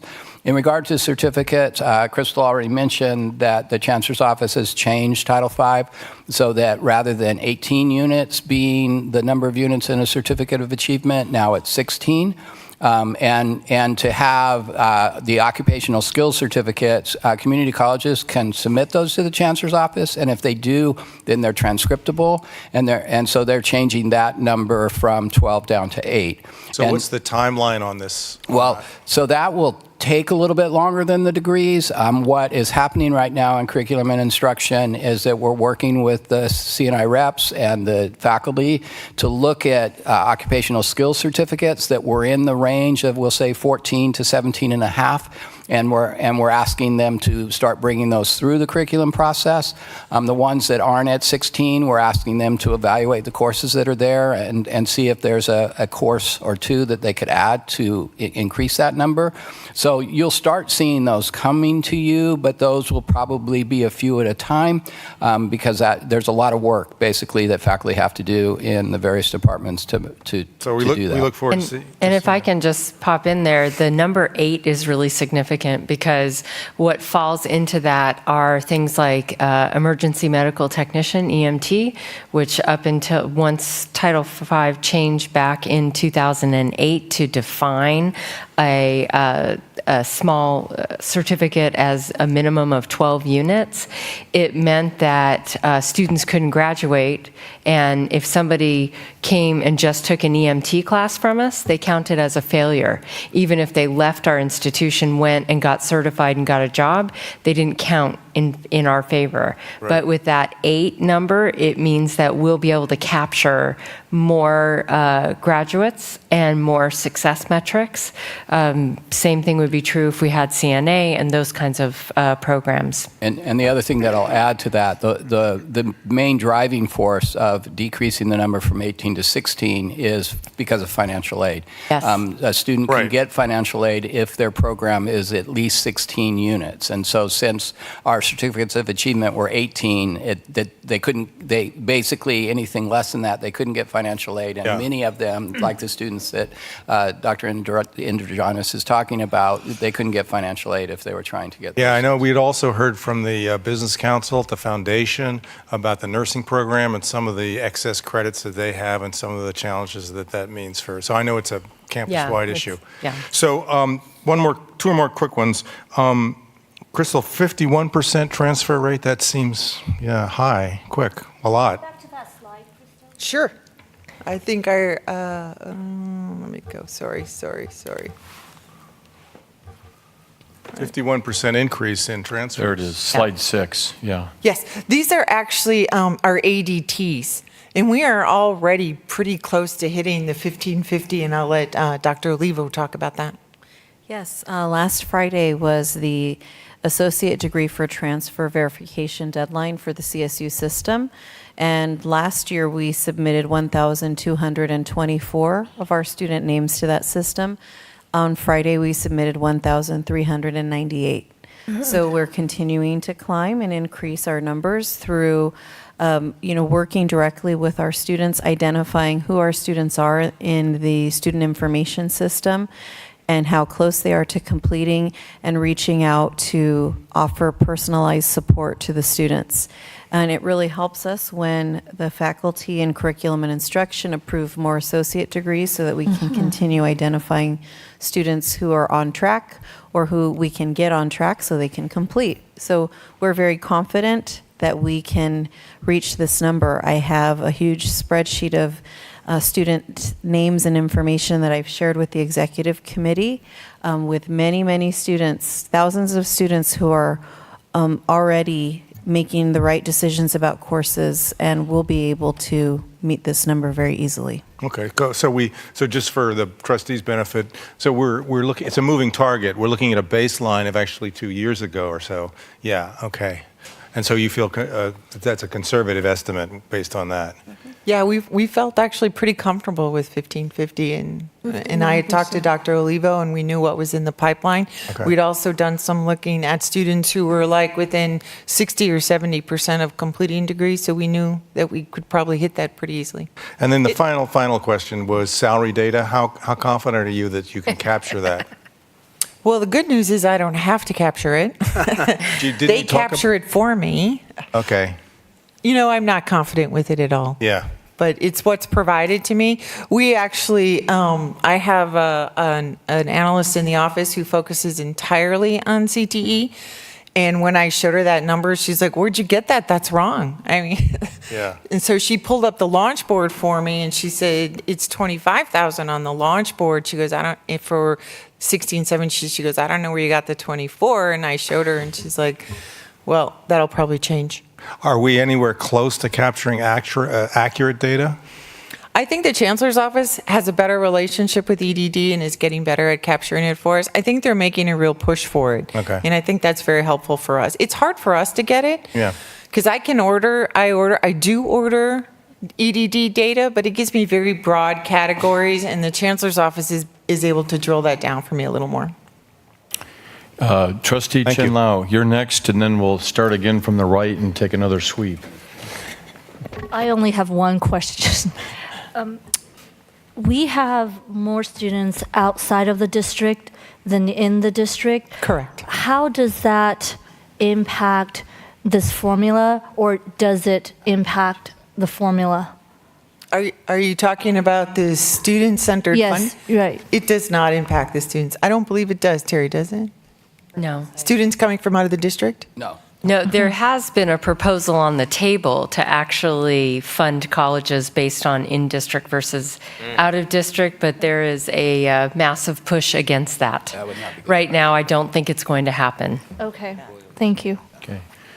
Trustee Wah, you're up again, and then Trustee Martin, I'll get to you. So I remember two other questions. Yes. So one of the things that that we pushed for in the joint caucuses at the state level was the disaggregation of data. And Yes. so will we start to see some of these numbers through those disaggregated data groups? Well, we are working with the Student Success Committee on the disproportional impact study. It's one of those things that Dr. Androdonis was talking about, where the Chancellor's office told us the data was ready, and we downloaded it dutifully, and my analysts went right to work on it, and they were working on it for about a week, and then somebody said on the listserv, there's something wrong with this, and they said, oh, if you downloaded it before 11 o'clock this day, it's wrong. And we were like, oh, we did it at 8. So my analysts went back in, they downloaded again, and they're starting the analysis all over again. But trust me, it's very interesting to do. So they're very engaged with it. And yeah, we're looking at it. We're slicing and dicing data in multiple ways. Thank you. I know that our groups will appreciate it. One other thing, in the league, we went over all of the legislative issues. And one of the legislative pieces that's coming in, and some of the colleges have already started doing this, is starting to tabulate all of the credits that students have, and then finding that students actually do have already earned AAs, and we just weren't tracking it. So does that count towards our, I guess it counts towards our completion, right? Well, do you want to talk about auto awarding? Yes, we currently have an auto awarding process in place, and so we have students identified who indicated that they've completed coursework at other colleges, and we have our evaluators as well as counselors who assist in reviewing those external transcripts so that we could make sure that the students who've not just done all of their coursework at PCC are also being assisted to auto-graduate the students. So do we know what those numbers look like? Yeah, because the numbers I was hearing from Los Rios was like tens of hundreds. I mean, it's several. Ours It's almost is the like same. 600. It's hundreds. It's hundreds of students, and it does create quite a workload. We are working on a technological solution, which is Lexmark, which you all have approved at the board level. We are currently working with the IT department to finalize the intelligent part of that intelligent capture solution product so that it doesn't require as many people to review all of those transcripts. Because we know as we help more and more students complete, we're going to continue to get students who have gone to 2 and 3 colleges each, in addition to PCC data. So we're working on solutions for that. At some later date, it would be nice to know what that outcome is. I think that we as a board would appreciate getting that information. Well, as soon as we have a solid number and we have it in place, absolutely. Mm-hmm. And April 1st is the deadline for the spring graduation grad petitions. So we're currently working through lots and lots of student files, trying to get everything done for that April 1st deadline so we can send commencement invitations out to our students. And finally, thank you for your patience. Trustee Martin. Okay, it's good to know that it wasn't in the packet because I felt like I'd missed it. That being said, just seeing it for the first time go by, it's going to take me a while to absorb it. But I do have a great appreciation for how you've taken something so complicated and been able to quantify it. So I want to say thank you for that. And I want to say that as you went through it, everything you said made sense at the moment you said it. Though I don't remember hardly any of it, or it's just a blur to me right at the moment, except for the page I'm staring at. But as it went through, everything you said seemed to make sense. With one exception that I'm a little confused on, and it's not a big deal, I think it's the next page, but there was some goal here where we're trying to get from 92 to 79, and you had said, because we get a lot of people at the end, we're already at 82 or something, so it's going to be harder. And I'm sitting here thinking that, well, if we're at 92 to 79, 82 to 79, that seems like that would be easier because we're already closer to where we're supposed to be. Yes, except they're holding us to the 92. Okay. So that's the number they provided me. The good news is that with AB 705 and eliminating some of the remedial education, that'll bring down some of the units right there. So it says a couple things to me. It said, okay, first of all, great, we're finishing school, awesome, love having new to the college students come in.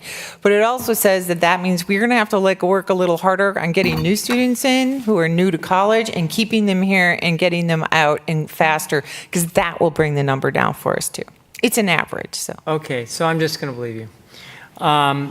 So then that leads me to my one comment. And so it sounds like the basic assumption through all of this is X number of students, and we're going to do a better job of getting them through their programs or to their goals or to whatever in a shorter amount of time by pathways, and that all sounds good to me. It also occurs to me that idea of a rising tide raises all boats and a lowering tide sinks all boats, that there's a variable for the general demographics of college-age students coming into the institution that will have an impact on all these goals. That's correct. And so I'm kind of articulating this in the form of a thought and yet a question, because as I understand it, we have hence been a little bit immune here at PCC for whatever reason from a diminishing demographic zone that would be prime community college aid students, and some of our neighboring districts have not been thus far immune. But it also, from what I hear, those demographics are going to continue to go down before they go up. So I guess I'm asking you your comments on that, if that was one of the factors in the consideration of the goals, and isn't there maybe a place for a greater campaign to make sure that we are reaching out to attract more students in general to support all goals and keep the tide raising? Yes.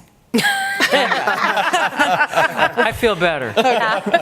When we did our external scan, we did see not only in the district but across LA County that 17 to 24-year-old population is declining. There's no doubt about that. So we did have discussions about the importance for us to probably consider ways to market to a returning to school population.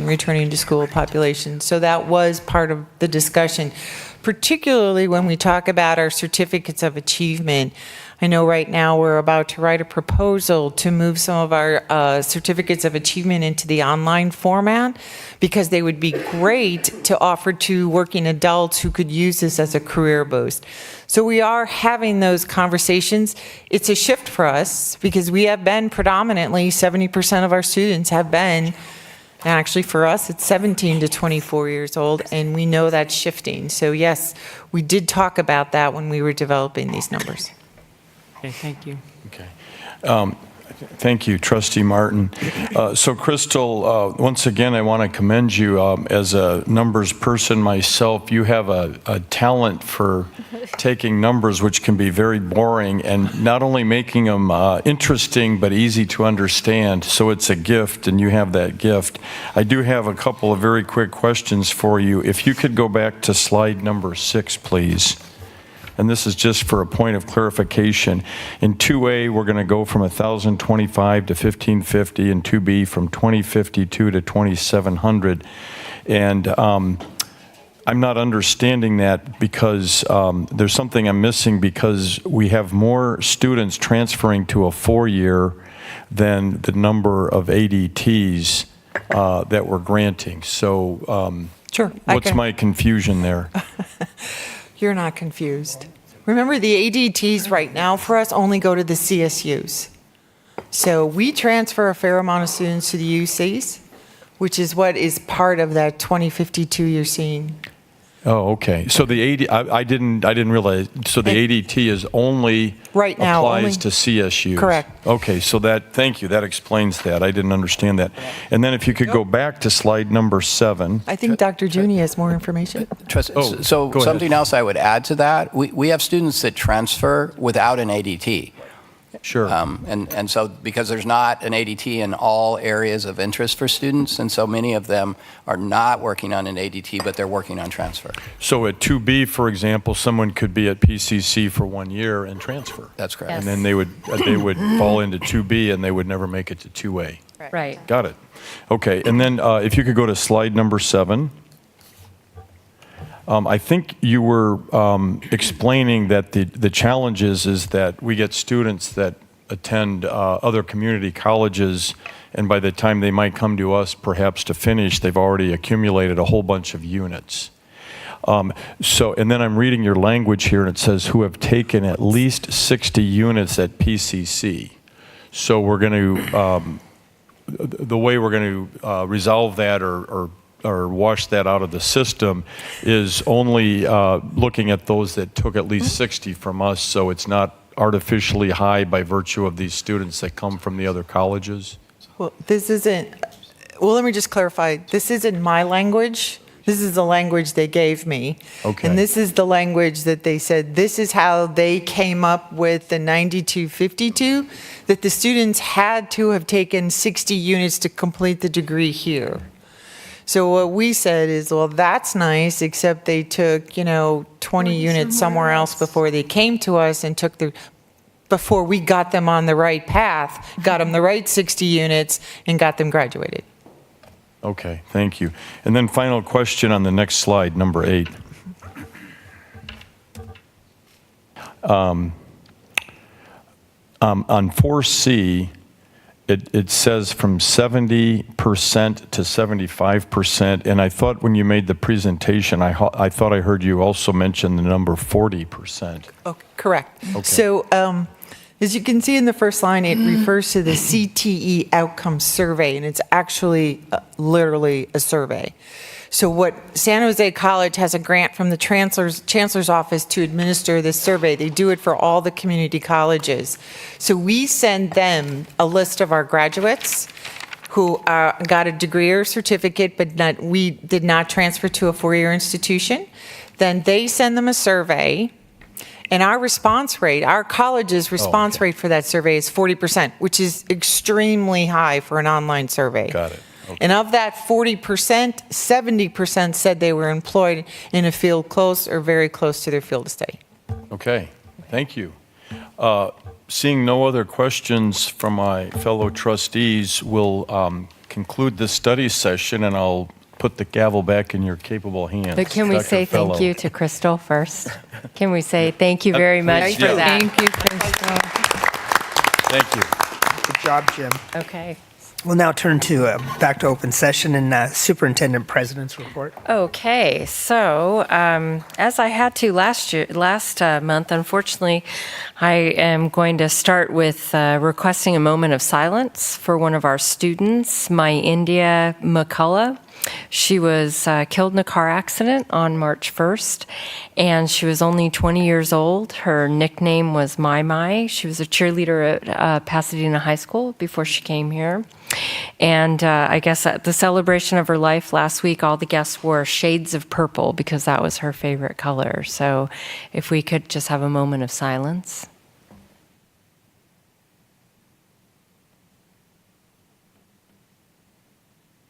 Thank you. So last Thursday, we had a very successful Flex Day here on our campus. Unfortunately, I was actually off campus doing my own professional development, but I did, thanks to the fabulous folks in Alex's shop, I was able to record a greeting. So I was there in spirit and on film. The theme for that day was becoming student ready, and there was a lot of focus on guided pathways, and it started in the Sexton Auditorium with a campus-wide gathering where the program maps for kinesiology and STEM career community were reviewed. And then there were breakout sessions throughout the day focused on self-efficacy, cybersecurity, strategic planning, and other topics. So another successful day. It was Pie Day. I don't know if they actually ate some pie on March 14th, but they should have. I would highlight 2 grants, but we've already had them highlighted, the Promise Scholars Program and the formerly incarcerated students grant. You know, this one of the things that makes Pasadena City College so special and such a powerhouse actually is our grant writing ability and the programming that we do. So thank you so much for working on that. You make us all look great. So I went to my first PCC Foundation meeting yesterday, and Trustee Hilsman and Trustee Chen Lau were there as well. And I have to say, it was kind of interesting to be explaining things that are happening across the state with former president of PCC, former senator, and former chancellor of the system, Jack Scott, sitting there. So that was kind of interesting, but he's sweet as always. So our campaign is nearing its end. It actually officially ends on June 30th, 2019. And we just passed the $15 million mark on that campaign. So I think Bobby may have already given up on us and left, but it's just She's kudos. still here. Oh, is she? There she Back is. there. I can't. Oh, there she is. Yeah, awesome. So, and it is really unheard of in the community college world to have that success of a campaign. So hats off to Bobby's area back there. So yay. What's really great too is that the foundation, especially with their strategic planning process that they're going through right now, is really laser focused on how can they help Pasadena City College. What can they do both financially but also in terms of their connections to the community to help our college? And believe me, there are many foundations out there that either don't have 2 pennies to rub together or they don't have such an active, engaged foundation board. And we're very lucky. I also want to highlight student Jessica Garcia. She spoke at a Washington, D.C. press conference on March 12th on the Dream and Promise Act of 2019, which is intended to reform immigration laws. She was invited by Representative Lucille Roybal Allard, and she appeared with Democratic leaders, including Speaker Nancy Pelosi and Majority Whip Steny Hoyer. And she shared her story about receiving her DACA status and the risks she faces in potentially losing that. So think about it. She's in D.C., and that is a Pasadena City College student. So it's pretty amazing. In terms of athletics, women's basketball, so close but yet so far. They had a familiar fate in the playoffs. For the 3rd time in 4 years, they made it to the playoffs, and then they lost to those pesky Huskies of East LA College. And we also, Darielle Johnson was selected to the All-State Women's Basketball first team, and she's the first Lancer in 5 years to be on the first team, All-State. Coach Joe Perrone has made the playoffs 22 times out of the last 23 years. And actually, you all apparently honored him in February of 2018 when he notched his 500th career win against, and you guessed it, those pesky Huskies at East LA College. Men's basketball made the playoffs but lost in the first round to Cuesta College. And 2 Pasadena City College players, forwards Jordan Simpson and Chris Blount, were named to the All-Star Coast Conference North Division team. So that concludes my report. Thank you very much. Any questions? And we'll turn to shared governance and Professor Lenora Rogas, who came from sleet and snow to be here. Not so much today. The weather's been nice. First, congrats to the Flex Advisory Committee for a successful Flex Day, especially thank you to Jason Robinson and Valerie Foster, the co-chairs of that committee. And a huge thank you to the student volunteers on that day who turned out, and without those student volunteers, that day would not be possible. So a huge shout out to them. Also, thanks to the many faculty, staff, and managers who facilitated workshops on that day. This was really a great example of the community coming together and working together for the betterment of everyone. Secondly, we're in the process of convening hiring committees to hire over 40 new faculty, including a very high number of CTE faculty to strengthen our CTE offerings and programs. This really marks a great turning point for PCC in terms of strengthening our offerings in those areas. And a huge thank you to the faculty and staff who are engaged in these hiring committees and the processes. It is a huge commitment of time and energy, and I just wanted to let them know that their efforts are appreciated. It is many, many, many hours that they take of their free time often to work on these. And then lastly, congratulations to the faculty who were tenured tonight. There are way too many to mention by name, but I congratulate them on their work over the last few years. As you look over the list, there are faculty here that exemplify the very best of our college, a commitment to use of open educational resources, increased resources for some of our most vulnerable student populations, and a deep commitment to the value of a strong general education background. These faculty, no doubt, will continue to make great contributions, and a very warm welcome as permanent members of the PCC community. Thank you very much. And from management, Mr. Tito Altamirano. Yes, sir. I just want to take time to, and sorry, I too have a pretty big list today. I just want to actually, from our board packet, welcome Carl Schaefer, who's our newest manager. He's the manager for maintenance and operations on our facilities, so welcoming him to Peace Family. He'll be starting in early April. As Lenora also mentioned, I want to thank our managers who are heavily involved in making Professional Development Day, again, aka Flex Day, happen. Specifically, Dr. Jason Robinson, Dr. Micaela Maris Tamayo, Stephanie Fleming, and Dr. Isela Osegueda, who, through their leadership and guidance, help, again, make this, from at least the feedback that I've gotten, again, we keep getting better. One of the better ones that we've had in recent years. Specifically, it was through their guidance that a specific session took place, one that I had the privilege of being part, titled Moving into a Management Position, a panel discussion, where folks like myself, Javier Carvajal Ramos, David Steinman, Sandra Mather Walker, and Bridget Norsworthy really presented strategies and gave advice on how we came from being classified employees to management here at PCC. And we had a pretty good attendance and a lot of good, healthy discussion afterwards as well. In coinciding with the board packet, I'd like to take, as many of you mentioned, our 2 grants that we received for our currently and formerly incarcerated students, a reentry program, as well as Promise Scholars Program. Dr. Felia de Arellano had a big role in writing both of those grants, so a big thanks to her. And again, I know I'm repeating myself, but I had already written this, so ni modo. Thanks to Denise Carter and her admissions staff, admissions record staff, who helped complete many transcript verifications before the deadline of March 15th. And I will add, though, in spite of the backout that happened on Friday. And thanks to Olivia Liu for hosting an open house for students and staff of the International Student Center, where it was well attended, and a lot of us got to learn about more of the services that our international students are getting. We have a number of TRIO managers who are supporting our students and showing them what it means to lobby at the highest level. They'll be attending a lobbying week in Washington, D.C. on behalf of TRIO. So thanking Maggie Delgado Rivera as well as other managers attending. Don't worry, just 2 more.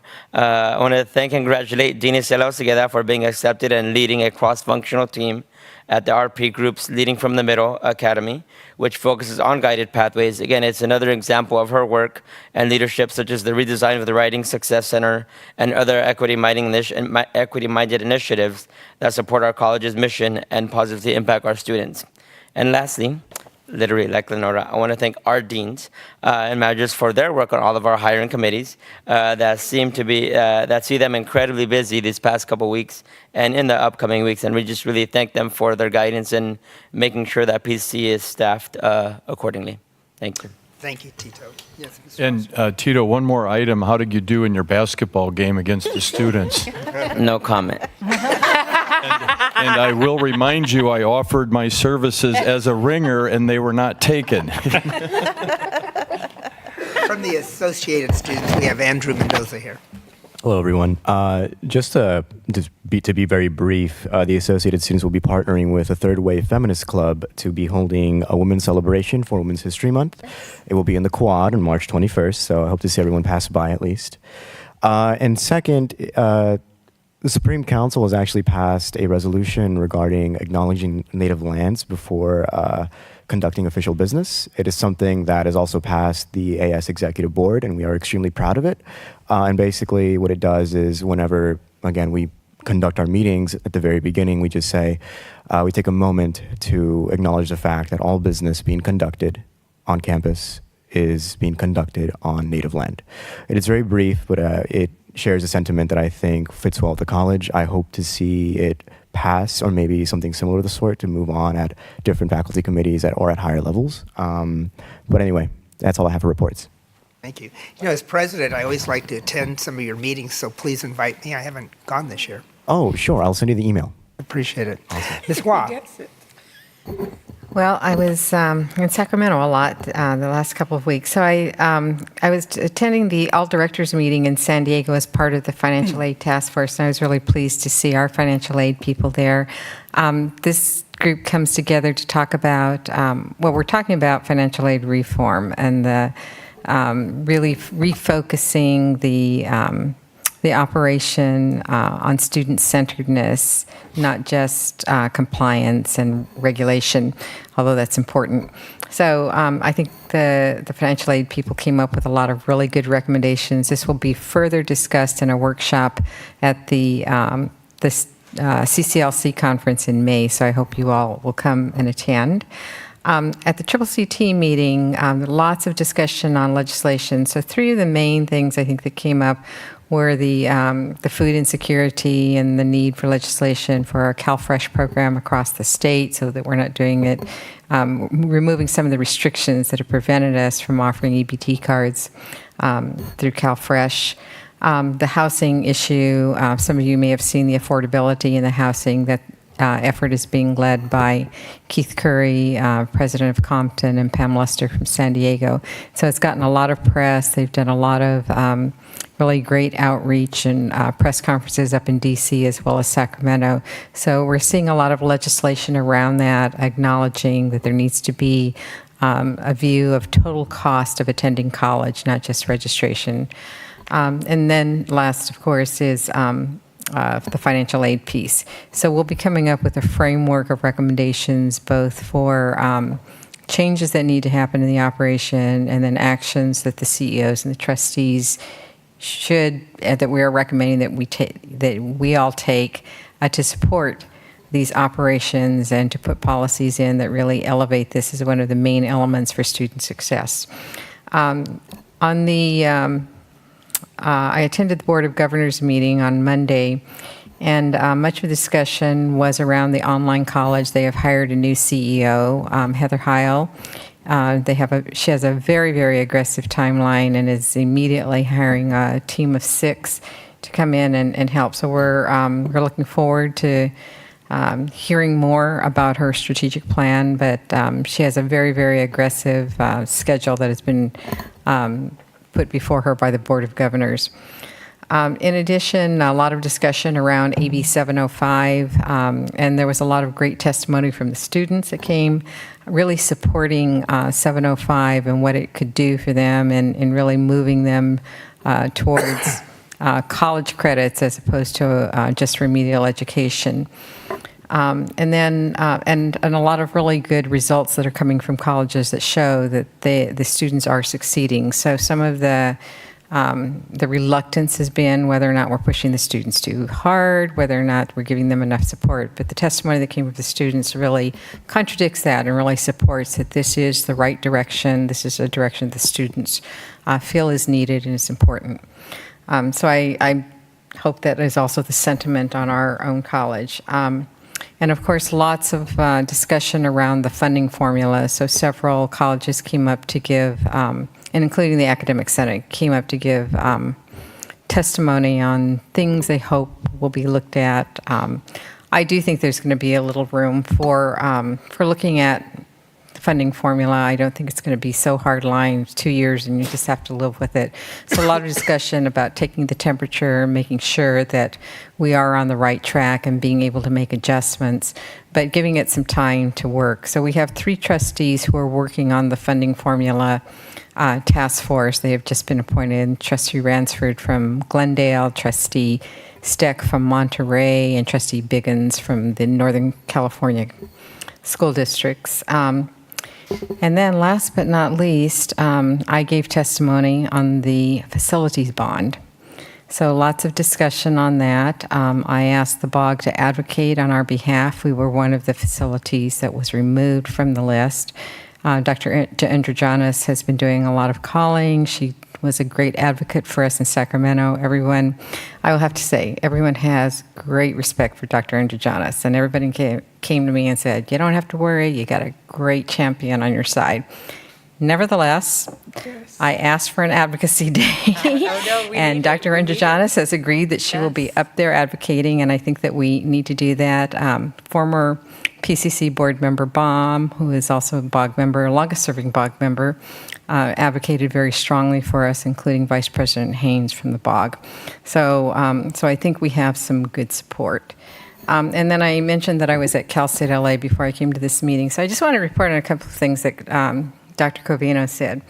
So in measuring the work that they are doing across, and their demographics are quite similar to ours, but they talked about their DACA students, and they have now measured the success of their DACA students over the last couple of years and have found that their DACA students on the average are been doing better than the non-DACA students. So they are finding that they're succeeding and they're giving them the resources and support they need. They have a professor of psychology that came over, and she's putting in these new programs and looking at through her psychological, I guess, lens on how they really address cultural issues and really make students feel welcome and really are able to close that gap and create equity, true equity throughout their campus. So I thought it was a really interesting presentation, and I'll give her name to you in case you all are interested in having her over.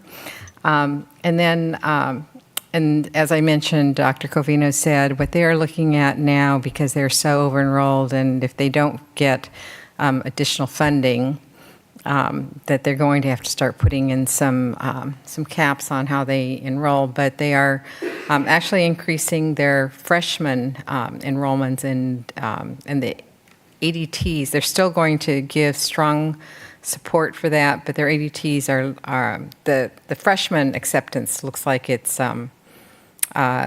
outstripping even the transfers. So they're getting more qualified students at that as a new freshman coming in, and they're giving preference also to within district, within the local communities.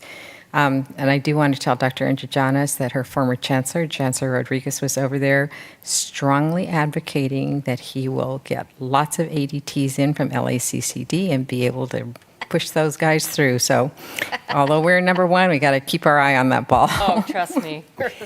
Thank you. Trust me, we're you. good. Mr. Bart? No report.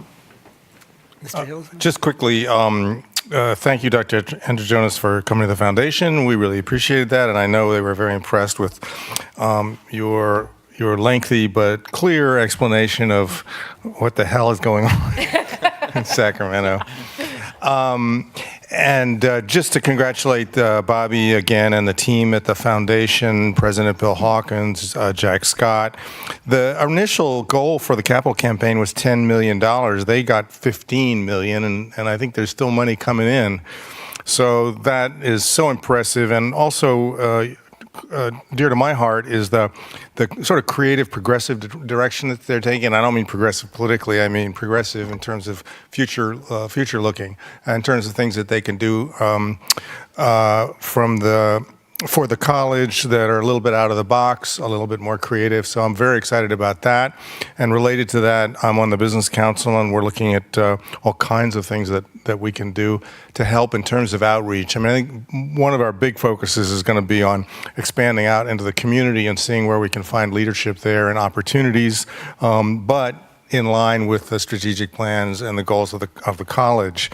And then part of that has been Salvatrice Como's terrific contribution, and she reported to us in the last Business Council meeting, and boy, your progress has been really impressive. We heard a lot about the challenges internally and externally with workforce development, but it's moving along at a faster clip than I even expected. And thank you for the professional services in the Los Angeles Basin Industry Deep Dive. This is my bedtime reading all the time because you've given me several of these. And then I noticed that Dr. Andrew Jonas is on the LA Orange County Regional Consortium. I hope you'll stay on that even though your position has changed. Well, no, actually, the good news is that because I'm now a superintendent president, I actually get to vote on that council. Cool. When I was a college president in the LACCD, only Francisco Rodriguez got a vote. So, and actually that caused 5 out of 9 of his presidents to vote against him at a meeting. Well, now you can cancel out his vote. Exactly. Yeah. No. That's So great I'm news. very excited about being on it. So Absolutely. do college trustees ever get to be on this thing? I don't know. That's a great question. I'd be happy to ask that at the next meeting. I don't think so. Yeah. But the way the regional consortium was put together back, a couple of years ago, it really tried to give an equal vote to every single college district. Yeah. And so I'm very happy to get to be at the big kids table with a vote. Yeah. I mean, the reason I ask that is that obviously people who have one foot in the college and one foot in the external community, like our foundation folks, can provide a very important voice, I think. Absolutely. I'm not going to fight City Hall on that one, but... Well, and it's an extension of the work that I did in the South Coast Regional Consortium when I was the CTE Dean at Santa Barbara City College. It's pretty much that. It's just that the Chancellor's Office kind of required all of the regions to organize a little bit differently. So this is kind of what I did before. Got so it. I'm very happy to be going back to it. Thank you. That concludes my report. Mr. Osterling. Thank you. Last week, I attended the ACCT GLI held up at the other PCC, Portland Community College, up in Portland, Oregon. And this was on campus safety and risk management. And before I talk about that, the trustee there gave us a tour of the Dreamers Center that they've started at PCC, and very impressive. And they offered to, share ideas and help us if we want to do that ourselves. The main purpose of the GLI conference, 3 days, was to talk about campus safety and risk management, and it was a lot of information to absorb in 3 days. It included sexual assault in Title IX, active shooter, security of our technology systems, natural disasters, earthquake, fire, and flood. And we as trustees of our community colleges have a responsibility to have plans and policies in place for the early identification, prevention, response, and recovery should one of these horrific events happen at our campus. And it was rather overwhelming, and so what I'm going to suggest to my fellow trustees is we take this in bites and ask that our superintendent and administration present us over time in different pieces what our policies are for all of these various situations that could happen on our campus, and also review our insurance and risk management and make sure we're adequately covered in that regard. And our poor new superintendent, Dr. Androgianis, was being peppered by emails from me as I learned all of this information. So thank you. But you sent good pictures and good information. Yeah, thank you for bearing with me on that. Yeah. And then if that wasn't sobering enough, at our LACSTA meeting just this past Monday night, we had an excellent presentation on sexual trafficking.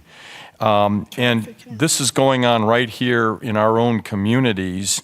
And contrary to what popular opinion or stereotypes might be, most of this is not coming from foreign countries, but our own children, our communities are being recruited. And the presentation was excellent and talked about what we could do to identify when that's happening to our children and what we can do to stop that. And that's the end of my report. Thank you. Thank you very much. Ms. Brown. So I do not have a report. I would like to take this opportunity to really thank Bobby for the tremendous job that she's doing here for our students at PCC. It was, 8-9 years ago that Bobby came on board, and I remember I was one of the ones who interviewed her. And this is just amazing to hear that through her leadership, just less than a year, we were able to get $15 million. That's a lot of money. Your leadership is exemplary. And I really want you to know that you're doing a tremendous job here in Pasadena. Pasadena students should really appreciate all this scholarship money that they're getting all over town. And just the hard work and the commitment. So the community all love you. People are just dying to join your foundation. So thank you. If I never say it again, thank you.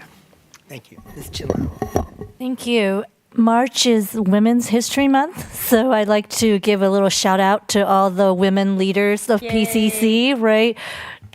Cynthia, Crystal, Bobby, Lenora, and our own Erica. So thank you. Yep. Also like to welcome the two What new... about Z-Rad and Berlinda and Linda? We are. We don't need to mention ourselves. They know who they are. But I also like to welcome the two new directors to the foundation who happen to be women directors and also women of color. So I certainly appreciate the foundation's nominating committee for its commitment to diversity and inclusion in bringing these two women onto the board. And finally, we mentioned this earlier in the MOU discussion with La Cañada Unified School District, and the board meeting that I attended with Dr. Juni and Javier were just terrific, and the board of La Cañada just mentioned how excited they were to work with us and how much they learned and how much this will be a win-win with both PCC and the La Cañada School District. Thank you. Absolutely. Ms. Rod? On Thursday, March 21st from 6 to 8 in the Krivling Lounge, there will be a Millennial Open Dialogue. It's an opportunity for students to learn about the Lobby Committee and communicate student concerns about higher education so they can advocate on the student behalf. Trustees, it would be a pleasure for you to join us. I also want to take a moment to recognize the 51 lives taken in New Zealand on March 15th, and would like to dedicate this meeting in remembrance of those innocent lives that were robbed from the world. From the 3-year-old child Muqad Ibrahim to 71-year-old Dawood Nabi, it is important that we do not turn a blind eye to universal injustices, and these are not isolated incidents to just the Muslim communities. However, it is because of this that now more than ever, we must ensure that our Muslim community isn't just tolerated, but celebrated. Hatred has never and will never win. I would like to end my remarks not with a moment of silence, but instead with the words, Inna lillah wa inna ilayhi raji'un. To God we belong and to God we shall return. Thank you so much. Dr. Fellow, if we could we adjourn the meeting in recognition of that? Of course. Thank you. Thank you very much. I just would like to mention I had the honor of going to the 90th anniversary of Los Angeles City College, and with Bobby was there, and my wife, and other presidents from throughout the Southern California. And I met the president, Mary Graham, and took a picture of her, and I wrote, pardon? Gallagher. And I took a picture of her and sent it to our president. And said, I love this woman. There's something, and the reason I think I loved her is because she told me that this was the best president in Los Angeles, and we took her. But she wants to do some some projects with you in Pasadena City College. It was really an interesting evening, huh, Bobby? Wasn't as good as what Bobby put on for our foundations a few years ago. But Herb Albert was there. Yeah, and his well, wife, he's a big donor to LA 10 City million. College, 10 million. And Raji Dangerfield's wife. They have a unique comedy institute. So I was impressed with what's going on at other community colleges, and it's nice to hear that. But we're more better. Absolutely. It's nice to hear that you are so well thought of everywhere. Thank you. And so I appreciate that. Okay. We'll now talk about any proposed board business items or meetings. We have a session retreat on April 6th. Anything else? We have I'm sorry. Oh, I was just going to say there was a correspondence from the city of Pasadena regarding people who park in their cars overnight or living in their cars overnight, and some of the things that the city is working on with that.